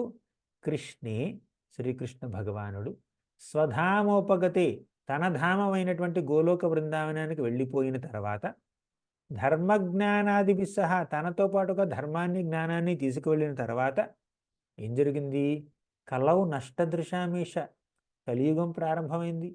ఆ కలియుగ వ్యక్తులకి నష్టదృశాం, వారికి సరైనటువంటి విజన్ ఉండదు, సరైనటువంటి దృష్టి ఉండదు, పూర్తిగా వాళ్ళు దిశాహీనులుగా సంచరిస్తుంటారు. అటువంటి వారికి, చీకట్లో అలా సంచరించేటటువంటి వ్యక్తులకి, దృష్టి లేనటువంటి వ్యక్తులకి చూపించేటటువంటి టార్చ్ కాదు, సన్, సూర్య భగవానుడే. పురాణార్కో ధునోదిత, అన్ని పురాణాల్లోకి సూర్యుడి లాంటి పురాణం శ్రీమద్ భాగవతం అది ఉదయించింది. ఇదే ధర్మానికి ఆశ్రయం, అవునా? కృష్ణుడు తన ధామానికి వెళ్ళిపోయిన తర్వాత ధర్మం శ్రీమద్ భాగవతాన్ని ఆశ్రయించింది. తత్ర కీర్తయతో విప్రర్షేర్భూరి తేజసః అహం చాధ్యగమం తత్ర వినిష్టస్తదనుగ్రహాత్ సోహం వహ శ్రావయిష్యామి యథాధీతం యథామతి. తత్ర కీర్తయతో విప్రా, ఓ విప్రులారా, సౌనకాది ఋషులారా, తత్ర కీర్తయతో, ఆ భాగవతాన్ని నేను ఇప్పుడు కీర్తించబోతున్నాను. అహం చ అధ్యగమం తత్ర వినిష్టస్తదనుగ్రహాత్. నాకు గొప్ప గొప్ప వ్యక్తుల యొక్క అనుగ్రహం వల్ల నాకు ఈరోజు భాగవతాన్ని తెలుసుకునే అదృష్టం నాకు కలిగింది. నేను సుఖదేవ గోస్వామి నుంచి విన్నాను, కాబట్టి మీరు కూడా చాలా జాగ్రత్తగా నా నుంచి వినండి. సోహం వహ శ్రావయిష్యామి, అక్కడి నుంచి నేను ఏదైతే విన్నానో దాన్ని మీకు చెప్తున్నాను, శ్రావయిష్యామి, మీకు వినిపిస్తున్నాను. యథాధీతం యథామతి, ఎంత విన్నానో, యథామతి అంటే ఎంత అర్థం చేసుకున్నానో అంతవరకు చెప్తున్నాను. ఇక్కడ విషయం ఏమిటంటే, మనకు అన్నీ అర్థం కావు. భాగవతం ఎన్నిసార్లు చదివినా కూడా ప్రతి శ్లోకం మనకు పెద్ద అర్థమైపోతుంది, సారం అర్థమైతే సరిపోతుంది. కానీ మనకి ఎంత అర్థమైందో అంతవరకు చెప్పొచ్చు మనం. నాకు పూర్తిగా అర్థం కాలేదు, నేను చెప్పలేను అంటే కుదరదు. ఎంత అర్థమైతే అంత. అందరూ అన్ని అర్థం చేసుకోలేరు కూడా. అసంశయం సమగ్రం మాం యథా జ్ఞాస్యసి తత్శృణు అంటాడు కదా మన కృష్ణుడు భగవద్గీతలో. నువ్వు గనక ఈ అధ్యాయం వింటే, లేదా ఈ భగవద్గీత వింటే, నీకు ఇంకా అర్థం చేసుకోవడానికి ఇంకేం మిగలదు, అన్నీ మొత్తం పూర్తిగా అర్థమైపోతుంది, నా గురించి పూర్తిగా తెలిసిపోతుంది. యాక్చువల్లీ కృష్ణుడు అక్కడ అన్న మాట మనం పూర్తిగా లిటరల్గా తీసుకోకూడదు. ఎందుకంటే ఆయన గురించి పూర్తిగా ఆయనకే అర్థం కాదు, ఇంకా మనకేం అర్థం అవుతుంది చెప్పండి? ఆయన గురించి పూర్తిగా కృష్ణుడికే తెలియదు, ఆయనకి ఎంత ప్రాపర్టీ ఉందో. ఇప్పుడు సాధారణమైనటువంటి ఒక బిజినెస్ మ్యాన్ దగ్గరికి వెళ్ళండి, అడగండి మీకు ఎన్ని ఆస్తులు అంటే, మాకు ఎన్ని ఆస్తులు ఉన్నాయో మాకే తెలియదు అంటారు వాళ్ళు. మా అయితే 200-300 ఎకరాలు ఉంటాయి, అంతకన్నా ఎక్కువ లేదు. అయినా కూడా ఎక్కడ ఎంత ఉందో మాకే తెలియదు, ఏ బ్యాంకులో ఎంత బ్యాలెన్స్ ఉందో నాకే తెలియదు అని కొంతమంది అంటుంటారు. మనకున్నటువంటి ఆ కాస్త సంపదకి మనం లెక్క లేకపోతే మనకి కృష్ణుడికి ఎంత సంపద ఉంది, ఆయనకేం లెక్క ఉంటుంది చెప్పండి. అవునా? ఆయనే పూర్తిగా అర్థం చేసుకోలేకపోతే మనమే అర్థం చేసుకుంటాం. కానీ ఎంత అర్థం చేసుకోగలగాలో అంత అర్థం చేసుకోవాలి. ఇంతకీ ఎంత అర్థం చేసుకోవాలి? మనం ఎప్పుడు భక్తి భావనలో ఉండడానికి, కృష్ణ చైతన్యంలో ఉండడానికి మనం దేవుణ్ణి ఎంత అర్థం చేసుకోవాలో అంత అర్థం చేసుకుంటే సరిపోతుంది. ఇప్పుడు గులాబ్ జామున్ ఉంది కదా, తిన్నారా? అందరు గులాబ్ జామున్ తినే ఉంటారు. ఆ గులాబ్ జామున్ షుగర్ సిరప్లో వేస్తారు, అవునా? షుగర్ సిరప్లో వేస్తారు. అది చక్కగా తీయగా ఉన్నటువంటి ఆ పంచదార పాకంలో దాన్ని ముంచుతారనమాట. ఇప్పుడు ఆ గులాబ్ జామున్ బయటికి తీస్తే ఆ గులాబ్ జామున్ నిండా పంచదార పాకమే ఉందన్నమాట. పూర్తిగా ఆ పంచదార పాకం ఆ రసం అంతా లోపలికి వెళ్ళిపోయింది పూర్తిగా. ఇప్పుడు మరి ఎక్కడ నొక్కినా కూడా ఆ రసమే కారుతూ ఉంటుంది అనమాట. ఈ ఇటు పక్క నుంచి కొరికినా కూడా రసమే ఉంటుంది అనమాట దాంట్లో. రసగుల్లా తీసుకున్నా లేదా గులాబ్ జామున్ తీసుకున్నా ఎక్కడ కొరికినా తీయగానే ఉంటుంది, ఎందుకంటే పంచదార పాకం పూర్తిగా నిండిపోయింది. అంటే గులాబ్ జామున్ నిండా పంచదార పాకం ఉన్నా కూడా, రసం ఉన్నా కూడా మీకు ఆ గిన్నెలో ఉన్నటువంటి రసం అంతా అందులో ఉందా? లేదే. మీరు గులాబ్ జామున్ బయటికి తీసినా కూడా కొంత రసం మిగిలిపోయి ఉంటుంది. అంటే గులాబ్ జామున్ దాని సైజుని బట్టి దానికి ఎంత కెపాసిటీ ఉంటుందో అంతవరకే అది అది అబ్జర్వ్ చేసుకోవాలంటుంది అనమాట. ఓకేనా? అది ఆ గోల్, ఆ లడ్డు ఇంత ఉంటుందనుకోండి, అది అంతవరకు మాత్రమే రసాన్ని స్వీకరించగలదు. అంత పంచదార పాకం మాత్రమే దాన్ని హోల్డ్ చేయగలదు, మిగిలినంతా మిగిలిపోయింది అక్కడ. అదేవిధంగా మనం భగవంతుని అర్థం చేసుకునే కెపాసిటీ మనకు కొంత ఉంటుంది. మన కెపాసిటీ ఎంత ఉందో అంత పూర్తిగా అర్థం చేసుకుంది. ఇప్పుడు గులాబ్ జామున్ రసం అబ్జర్వ్ చేసుకుందంటే అసలు ఎందుకు అబ్జర్వ్ చేసుకోవాలి? మనం తిన్నామంటే స్వీట్గా ఉండాలి కదా.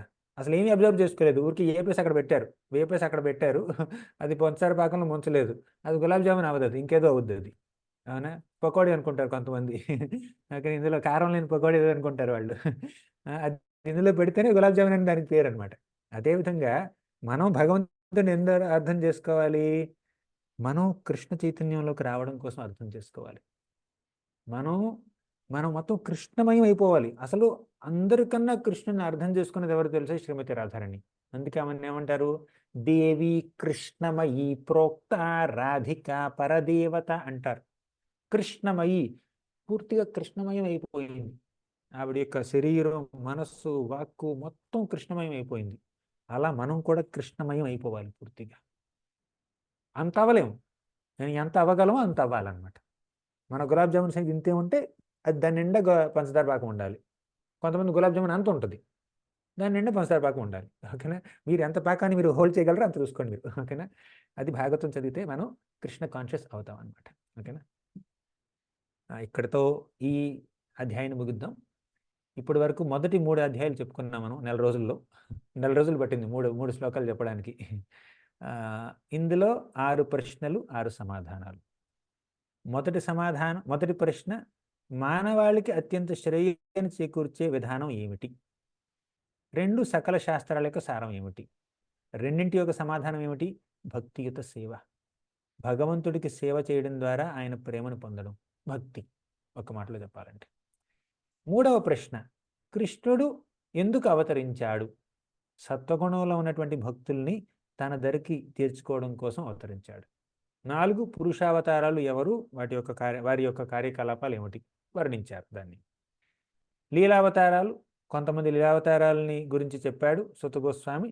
కృష్ణుడే అవతారాలకి మూలం ఉన్న విషయం కూడా చెప్పాడు. 6వ ప్రశ్న, కృష్ణుడు అవతారం చాలించిన తర్వాత ధర్మం ఎవరి ఆశ్రయం తీసుకుంది? దానికి ఆన్సర్ శ్రీమద్ భాగవతం. 6 ప్రశ్నలు, 6 సమాధానాలు. అదే మొదటి 3 అధ్యాయాల యొక్క సారాంశం. ఇక 4వ అధ్యాయంలో ఇంకో 3 క్వశ్చన్స్ వస్తాయి. ఆ 3 ప్రశ్నల యొక్క సమాధానం భాగవతం మొదటి స్కందం మొత్తం ఉంటుందన్నమాట. అవి ఏమిటో మనం వచ్చే వారం చూద్దాం. హరే కృష్ణ. గ్రంథరాజ్ శ్రీమద్ భాగవతం కి జయ, శ్రీల ప్రభుపాద కి జయ.